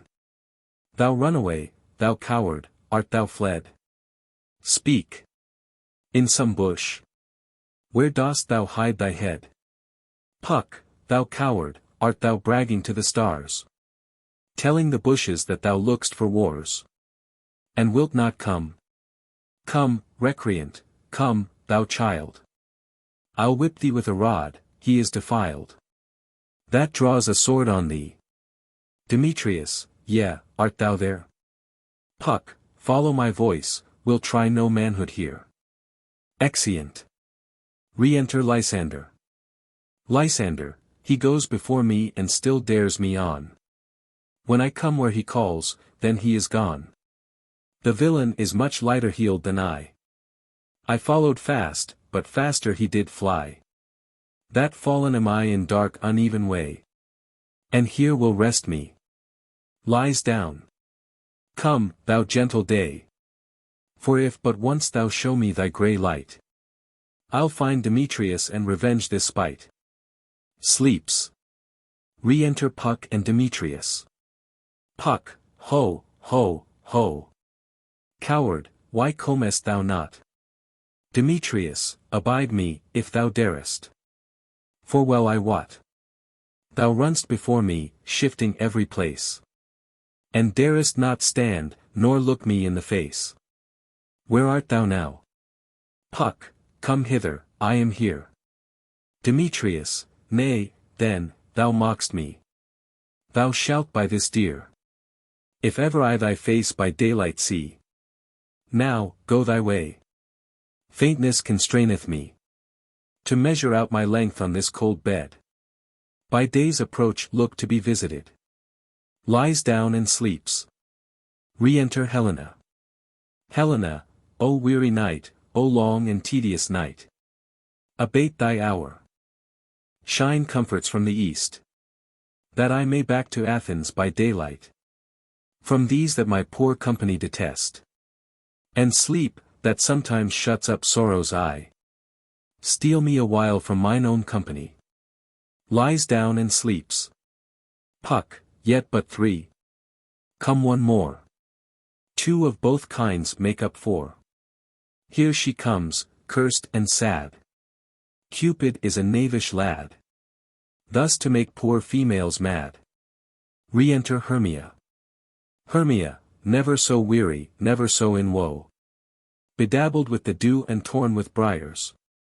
I can no further crawl, no further go. My legs can keep no pace with my desires. Here will I rest me till the break of day. Heavens shield Lysander, if they mean a fray. Lies down and sleeps. Puck, on the ground. Sleep sound. I'll apply to your eye, gentle lover, remedy. Squeezing the juice on Lysander's eyes. When thou wakest, thou takest true delight in the sight of thy former lady's eye. And the country proverb known, that every man should take his own, in your waking shall be shown. Jack shall have Jill, naught shall go ill. The man shall have his mare again, and all shall be well. Exit. Act 4. Scene 1. The same. Lysander, Demetrius, Helena, and Hermia. Lying asleep. Enter Titania and Bottom, Peaseblossom, Cobweb, Moth, Mustard Seed, and other fairies attending. Oberon behind unseen. Titania, come, sit thee down upon this flowery bed. While I thy amiable cheeks do coy. And stick musk roses in thy sleek smooth head. And kiss thy fair large ears, my gentle joy. Bottom, where's Peaseblossom? Peaseblossom, ready. Bottom, scratch my head Peaseblossom. Where's Mounser Cobweb? Cobweb, ready. Bottom, Mounser Cobweb, good Mounser, get you your weapons in your hand, and kill me a red-hipped humblebee on the top of a thistle. And, good Mounser, bring me the honey bag. Do not fret yourself too much in the action, Mounser, and, good Mounser, have a care the honey bag break not. I would be loath to have you overflown with a honey bag, Signor. Where's Mounser Mustard Seed? Mustard Seed, ready. Bottom, give me your neef, Mounser Mustard Seed. Pray you. Leave your courtesy, good Mounser. Mustard Seed, what's your will? Bottom, nothing, good Mounser, but to help Cavalry Cobweb to scratch. I must to the barber's, monsieur, for methinks I am marvellous hairy about the face, and I am such a tender ass, if my hair do but tickle me, I must scratch. Titania, what, wilt thou hear some music? My sweet love. Bottom, I have a reasonable good ear in music. Let's have the tongs and the bones. Titania, or say, sweet love, what thou desirest to eat. Bottom, truly, a peck of provender, I could munch your good dry oats. Methinks I have a great desire to a bottle of hay, good hay, sweet hay, hath no fellow. Titania, I have a venturous fairy that shall seek the squirrel's hoard, and fetch thee new nuts. Bottom, I had rather have a handful or 2 of dried peas. But, I pray you, let none of your people stir me, I have an exposition of sleep come upon me. Titania, sleep thou, and I will wind thee in my arms. Fairies, begone, and be always away. Exeunt fairies. So doth the woodbine the sweet honeysuckle gently entwist, the female ivy so inrinks the barky fingers of the elm. Oh, how I love thee! How I dote on thee! They sleep. Enter Puck. Oberon, advancing, welcome, good Robin. Seest thou this sweet sight? Her dotage now I do begin to pity. For, meeting her of late behind the wood, seeking sweet favours from this hateful fool, I did upbraid her and fall out with her. For she his hairy temples then had rounded with a coronet of fresh and fragrant flowers. And that same dew, which sometime on the buds was wont to swell like round and orient pearls, stood now within the pretty floweret's eyes, like tears that did their own disgrace bewail. When I had at my pleasure taunted her, and she in mild terms begged my patience, I then did ask of her her changeling child, which straight she gave me, and her fairy sent to bear him to my bower in fairy land. And now I have the boy, I will undo this hateful imperfection of her eyes. And, gentle Puck, take this transformed scalp from off the head of this Athenian swain, that, he awaking when the other do, may all to Athens back again repair, and think no more of this night's accidents, but as the fierce vexation of a dream. But first I will release the fairy queen. Be as thou wast wont to be. See as thou wast wont to see. Dian's bud o'er Cupid's flower hath such force and blessed power. Now, my Titania, wake you, my sweet queen. Titania, my Oberon. What visions have I seen? Methought I was enamored of an ass. Oberon, there lies your love. Titania, how came these things to pass? Oh, how mine eyes do loathe his visage now. Oberon, silence awhile. Robin, take off this head. Titania, music call. And strike more dead than common sleep of all these five the sense. Titania, music, ho. Music, such as charmeth sleep. Music, still. Puck, now, when thou wakest, with thine own fool's eyes peep. Oberon, sound, music. Come, my queen, take hands with me, and rock the ground whereon these sleepers be. Now thou and I are new in amity, and will tomorrow midnight solemnly dance in Duke Theseus' house triumphantly, and bless it to all fair prosperity. There shall the pairs of faithful lovers be, wedded, with Theseus, all in jollity. Puck, fairy king, attend, and mark. I do hear the morning lark. Oberon, then, my queen, in silence sad, trip we after the night's shade. We the globe can compass soon, swifter than the wandering moon. Titania, come, my lord, and in our flight, tell me how it came this night that I sleeping here was found with these mortals on the ground. Exeunt. Horns winded within. Enter Theseus, Hippolyta, Aegis, and train. Theseus, go, one of you, find out the forester. For now our observation is performed. And since we have the vaward of the day, my love shall hear the music of my hounds. Uncouple in the western valley, let them go. Dispatch, I say, and find the forester. Exit an attendant. We will, fair queen, up to the mountain's top, and mark the musical confusion of hounds and echo in conjunction. Hippolyta, I was with Hercules and Cadmus once, when in a wood of Crete they bayed the bear. With hounds of Sparta, never did I hear such gallant chiding, for, besides the groves, the skies, the fountains, every region near, seemed all one mutual cry, I never heard so musical a discord, such sweet thunder. Theseus, my hounds are bred out of the Spartan kind, so flued, so sanded, and their heads are hung with ears that sweep away the morning dew, crook-kneed, and dew-lapped like Thessalian bulls, slow in pursuit, but matched in mouth like bells, each under each. A cry more tunable was never hollowed to, nor cheered with horn, in Crete, in Sparta, nor in Thessaly. Judge when you hear. But, soft! What nymphs are these? Aegis, my lord, this is my daughter here asleep. And this, Lysander, this Demetrius is. This Helena, old Neater's Helena. I wonder of their being here together. Theseus, no doubt they rose up early to observe the rite of May, and hearing our intent, came here and grace our solemnity.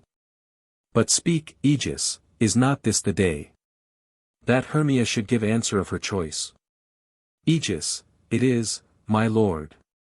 Theseus, go, bid the huntsmen wake them with their horns. Horns and shout within. Lysander, Demetrius, Helena, and Hermia wake and start up. Good morrow, friends. Saint Valentine is past. Begin these wood birds but to couple now.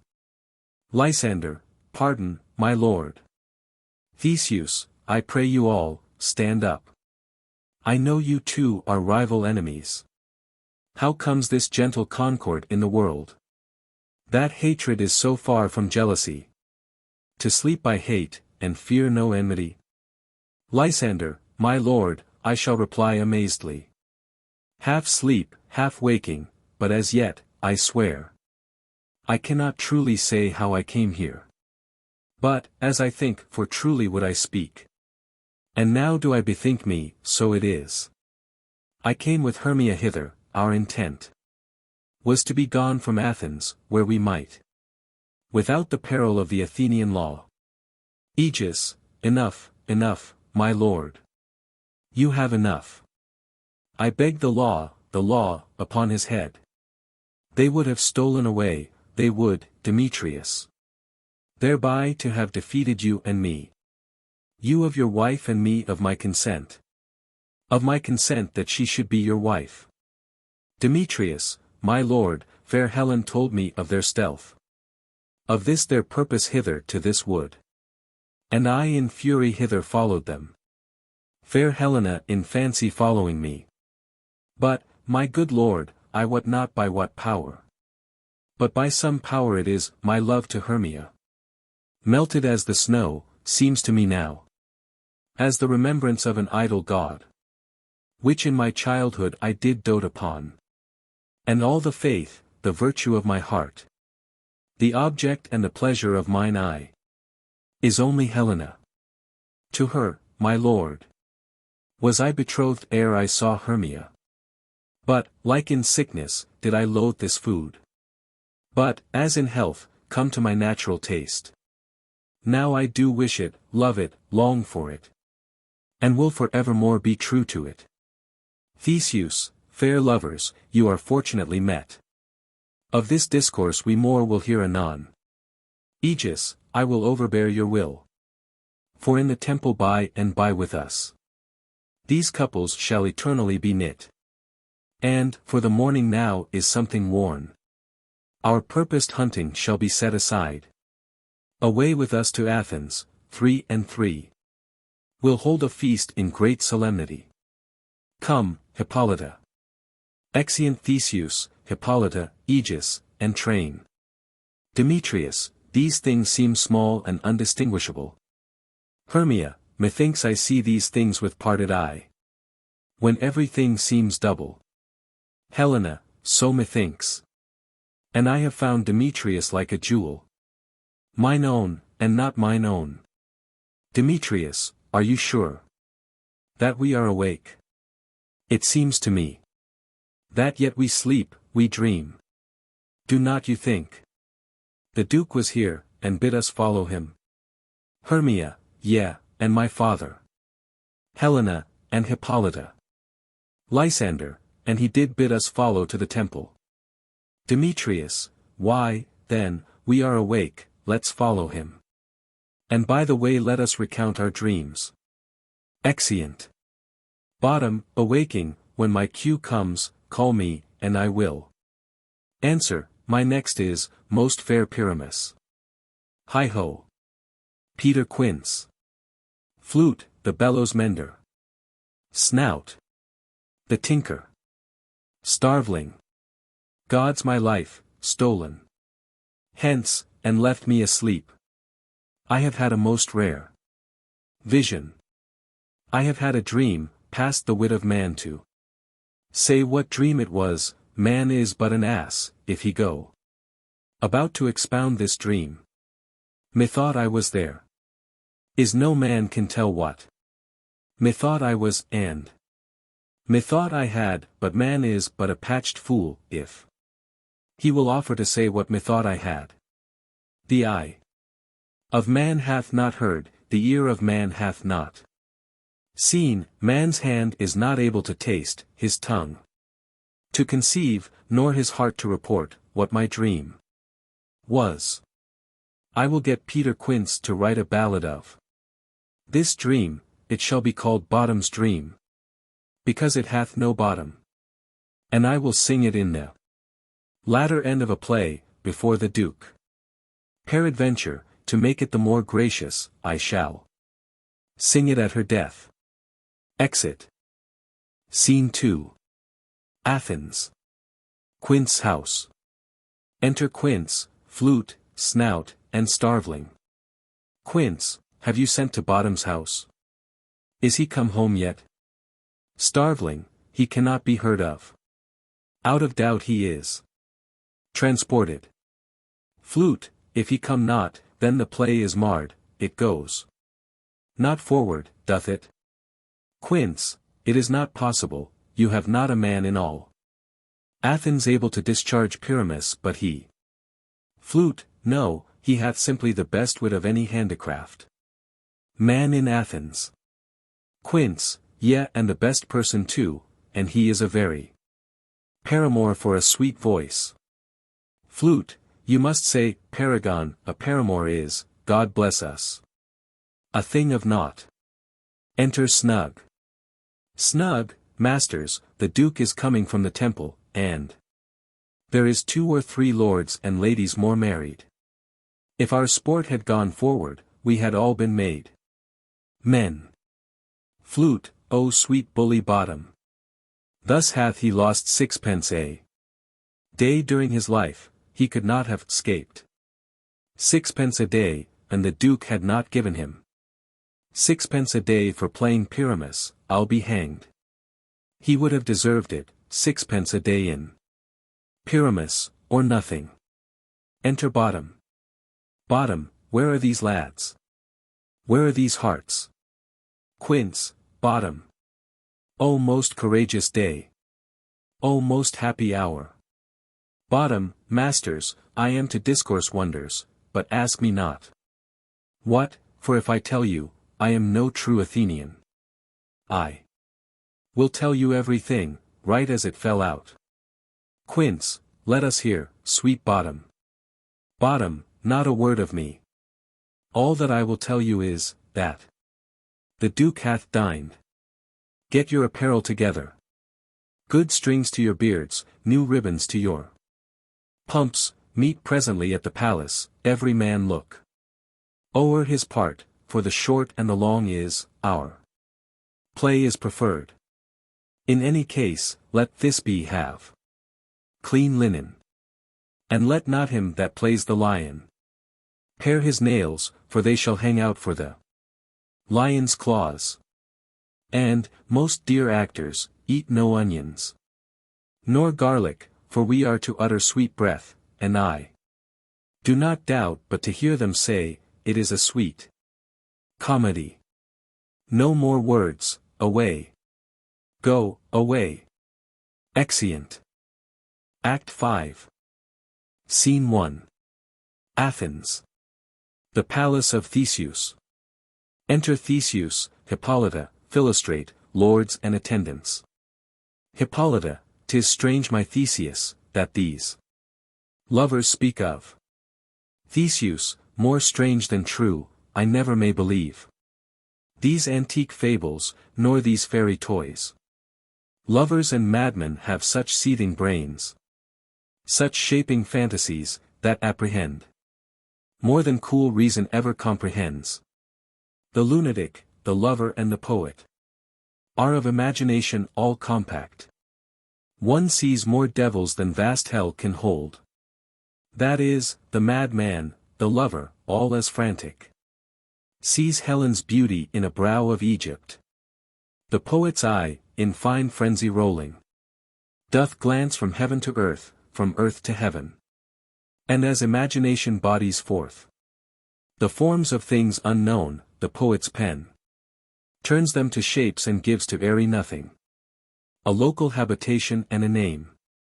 Such tricks hath strong imagination, that if it would but apprehend some joy, it comprehends some bringer of that joy. Or in the night, imagining some fear, how easy is a bush supposed a bear. Hippolyta, but all the story of the night told over, and all their minds transfigured so together, more witnesseth than fancy's images, and grows to something of great constancy. But, howsoever, strange and admirable, Theseus, here come the lovers, full of joy and mirth. Enter Lysander, Demetrius, Hermia, and Helena. Joy, gentle friends. Joy and fresh days of love accompany your hearts. Lysander, more than to us. Wait in your royal walks, your board, your bed. Theseus, come now, what masks, what dances shall we have? To wear away this long age of 3 hours. Between our after-supper and bedtime. Where is our usual manager of mirth? What revels are in hand? Is there no play? To ease the anguish of a torturing hour. Call Philostrate. Philostrate, here, mighty Theseus. Theseus, say, what abridgment have you for this evening? What mask? What music? How shall we beguile the lazy time, if not with some delight? Philostrate, there is a brief how many sports are ripe. Make choice of which your highness will see first. Giving a paper. Theseus, reads, the battle with the centaurs, to be sung by an Athenian eunuch to the harp. Will none of that, that have I told my love. In glory of my kinsman Hercules. Reads. The riot of the tipsy bacchanals, tearing the Thracian singer in their rage. That is an old device, and it was played when I from Thebes came last a conqueror. Reads. The thrice 3 muses mourning for the death of learning, late deceased in beggary. That is some satire, keen and critical, not sorting with a nuptial ceremony. Reads. A tedious brief scene of young Pyramus and his love Thisbe. Very tragical mirth. Merry and tragical. Tedious and brief. That is, hot ice and wondrous strange snow. How shall we find the concord of this discord? Philostrate, a play there is, my lord, some 10 words long, which is as brief as I have known a play. But by 10 words, my lord, it is too long, which makes it tedious. For in all the play, there is not 1 word apt, 1 player fitted.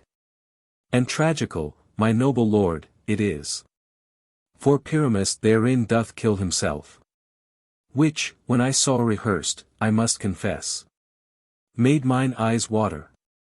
But more merry tears the passion of loud laughter never shed. Theseus, what are they that do play it? Philostrate, hard-handed men that work in Athens here, which never labored in their minds till now, and now have toiled their unbreathed memories with this same play, against your nuptial. Theseus, and we will hear it. Philostrate, no, my noble lord. It is not for you, I have heard it over. And it is nothing, nothing in the world. Unless you can find sport in their intense, extremely stretched and conned with cruel pain, to do you service. Theseus, I will hear that play. For never anything can be amiss when simpleness and duty tender it. Go, bring them in, and take your places, ladies. Exit Philostrate. Hippolyta, I love not to see wretchedness o'ercharged, and duty in his service perishing. Theseus, why, gentle sweet, you shall see no such thing. Hippolyta, he says they can do nothing in this kind. Theseus, the kinder we, to give them thanks for nothing.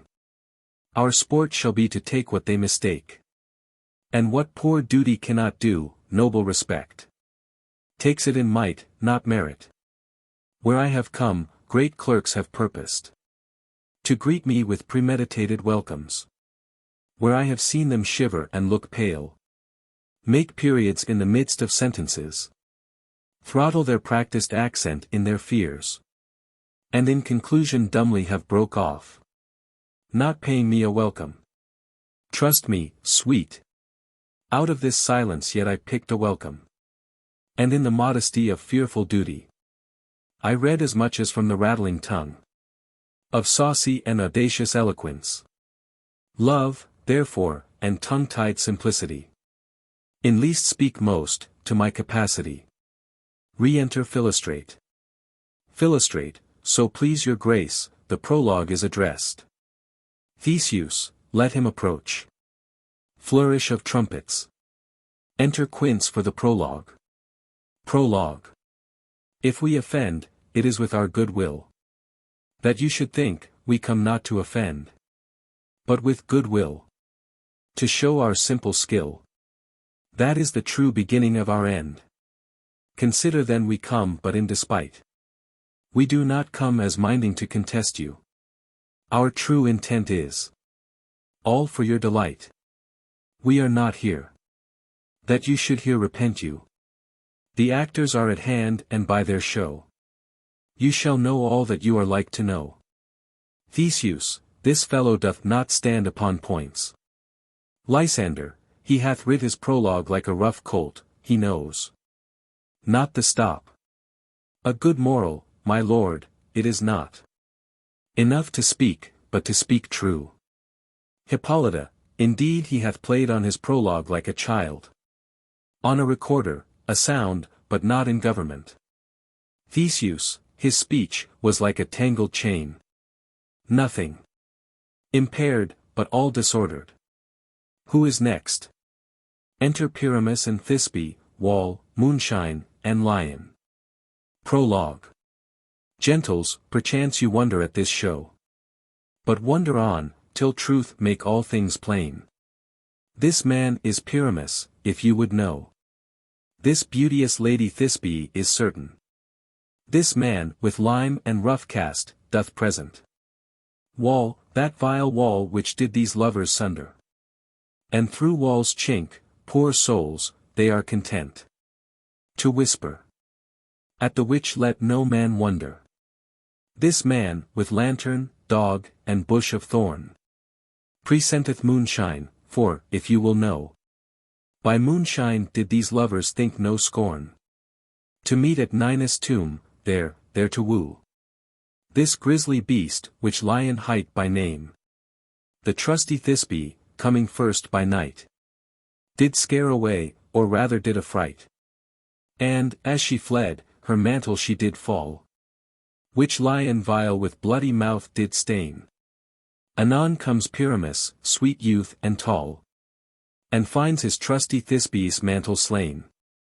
Whereat, with bloody blameful blade, he bravely broached his boiling bloody breast.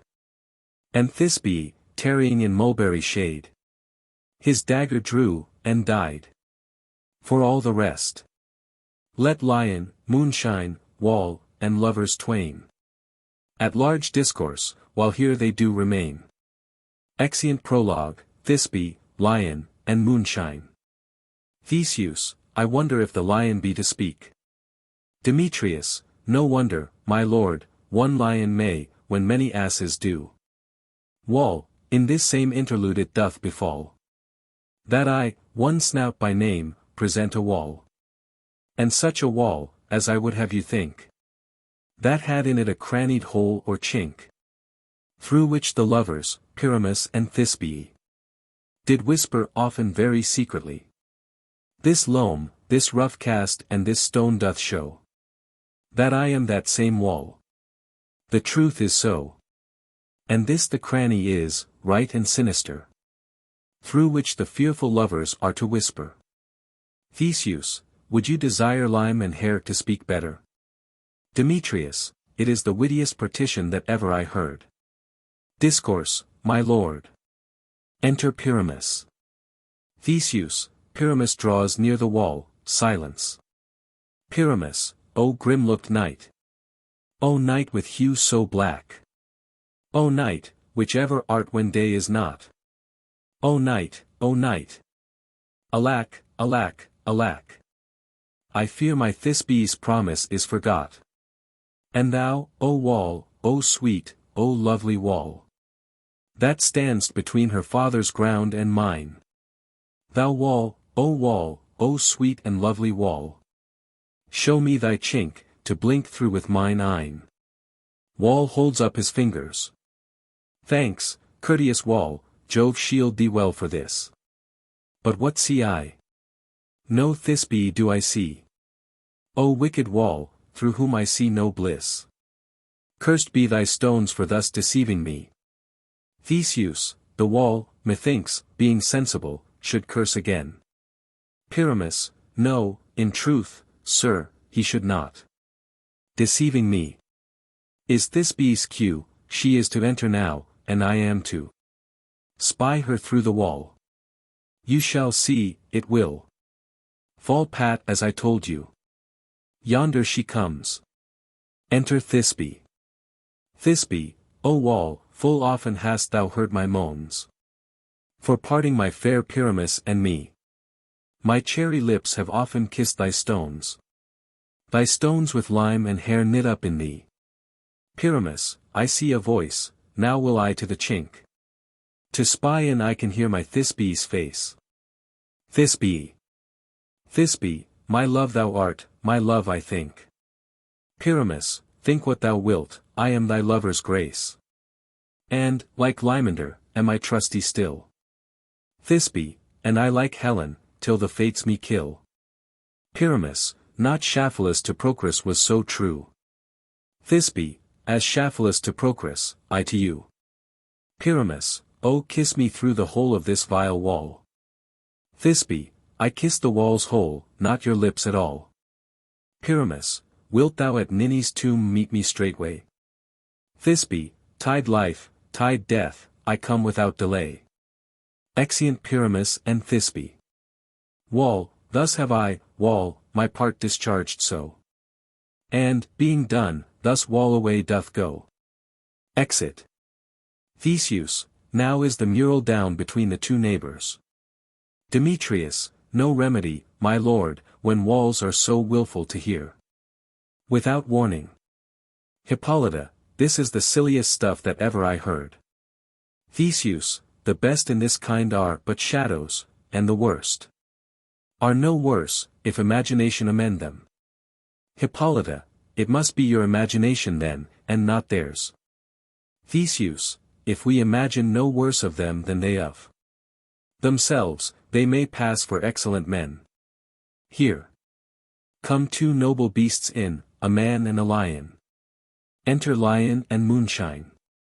Lion, you, ladies, you, whose gentle hearts do fear the smallest monstrous mouse that creeps on floor, may now perchance both quake and tremble here. When lion rough in wildest rage doth roar, then know that I, one snug the joiner, am a lion fell, nor else no lion's dam. For, if I should as lion come in strife into this place, 'twere pity on my life. Theseus, a very gentle beast, of a good conscience. Demetrius, the very best at a beast, my lord, that e'er I saw. Lysander, this lion is a very fox for his valor. Theseus, true, and a goose for his discretion. Demetrius, not so, my lord, for his valor cannot carry his discretion. And the fox carries the goose. Theseus, his discretion, I am sure, cannot carry his valor. For the goose carries not the fox. It is well. Leave it to his discretion, and let us listen to the moon. Moonshine, this lantern doth the horned moon present. Demetrius, he should have worn the horns on his head. Theseus, he is no crescent, and his horns are invisible within the circumference. Moonshine, this lantern doth the horned moon present. Myself the man I, the moon do seem to be. Theseus, this is the greatest error of all the rest, the man should be put into the lantern. How is it else the man the moon? Demetrius, he dares not come there for the candle, for you see, it is already in snuff. Hippolyta, I am aweary of this moon, would he would change. Theseus, it appears, by his small light of discretion, that he is in the wane. But yet, in courtesy, in all reason, we must stay the time. Lysander, proceed, moon. Moonshine, all that I have to say, is, to tell you that the lantern is the moon, I, the man in the moon, this thorn bush, my thorn bush, and this dog, my dog. Demetrius, why, all these should be in the lantern, for all these are in the moon. But, silence. Here comes Thisbe. Enter Thisbe. Thisbe, this is old Ninny's tomb. Where is my love? Lion, roaring, oh.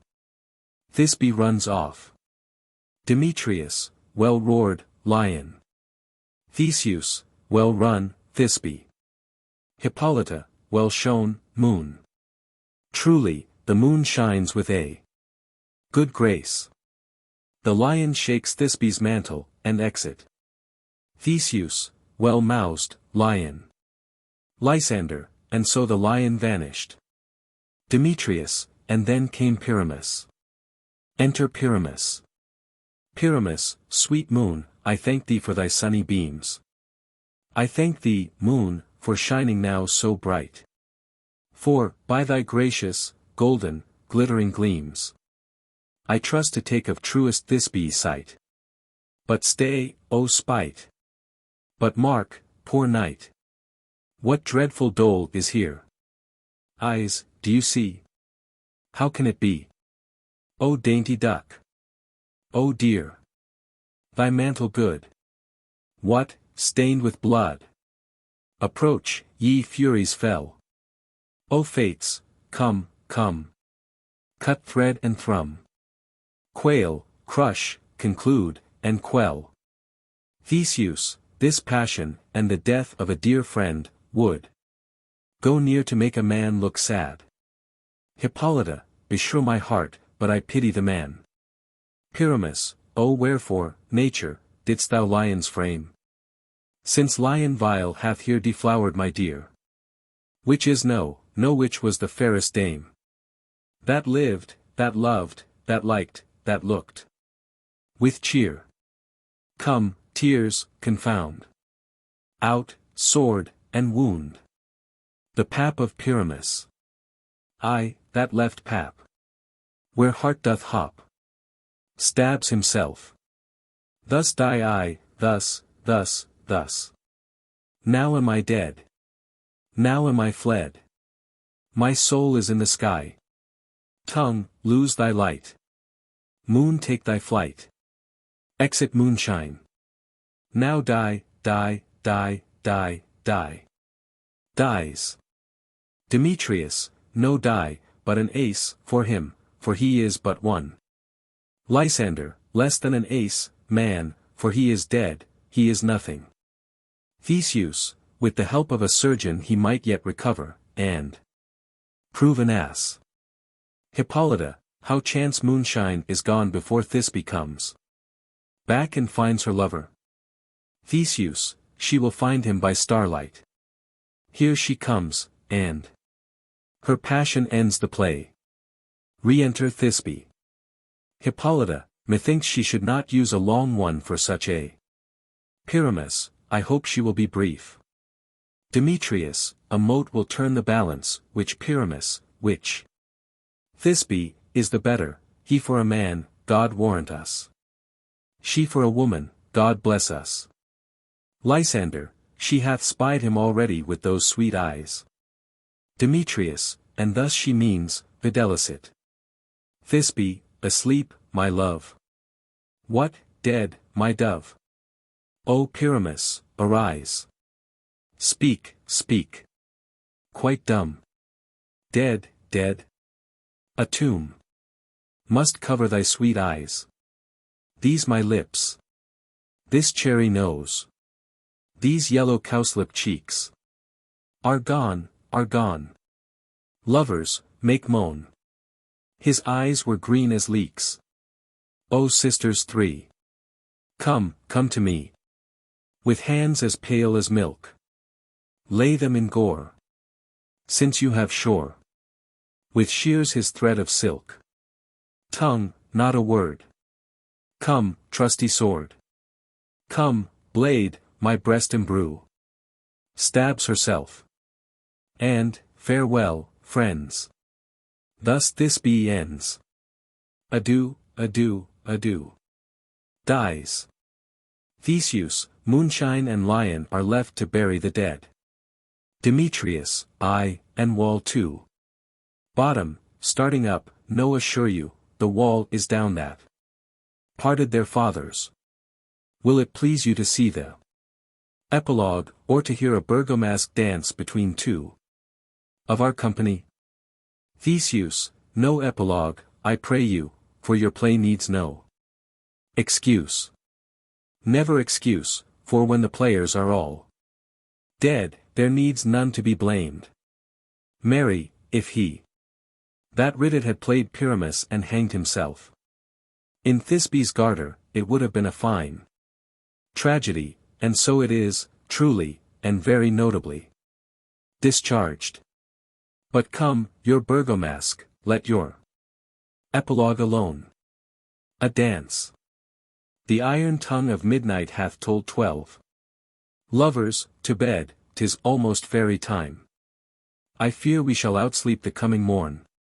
As much as we this night have overwatched. This palpable gross play hath well beguiled the heavy gate of night. Sweet friends, to bed. A fortnight hold we this solemnity. In nightly revels and new jollity. Exeunt. Enter Puck. Puck, now the hungry lion roars. And the wolf behowls the moon. Whilst the heavy ploughman snores. All with weary task fordone. Now the wasted brands do glow. Whilst the screech owl, screeching loud, puts the wretch that lies in woe in remembrance of a shroud. Now it is the time of night, that the graves all gaping wide, every one lets forth his sprite in the churchway paths to glide. And we fairies, that do run by the triple Hecate's team, from the presence of the sun, following darkness like a dream, now our frolic, not a mouse, shall disturb this hallowed house. I am sent with broom before, to sweep the dust behind the door. Enter Oberon and Titania with their train. Oberon, through the house give gathering light.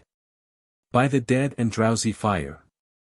Every elf and fairy sprite hop as light as bird from briar. And this ditty, after me, sing, and dance it trippingly. Titania, first, rehearse your song by rote. To each word a warbling note. Hand in hand, with fairy grace, will we sing, and bless this place. Song and dance. Oberon, now, until the break of day. Through this house each fairy stray. To the best bride bed will we, which by us shall blessed be. And the issue there create, ever shall be fortunate. So shall all the couples three, ever true in loving be. And the blots of nature's hand, shall not in their issue stand. Never mole, hair lip, nor scar, nor mark prodigious, such as are despised in nativity, shall upon their children be. With this field do consecrate, every fairy take his gate, and each several chamber bless. Through this palace, with sweet peace, and the owner of it blessed, ever shall in safety rest. Trip away, make no stay. Meet me all by break of day. Exeunt Oberon, Titania, and train. Puck, if we shadows have offended, think but this, and all is mended. That you have but slumbered here, while these visions did appear. And this weak and idle theme, no more yielding but a dream, Gentles, do not reprehend. If you pardon, we will mend. And, as I am an honest puck. If we have unearned luck. Now to escape the serpent's tongue. We will make amends ere long. Else the puck a liar call. So, good night unto you all. Give me your hands, if we be friends. And Robin shall restore amends.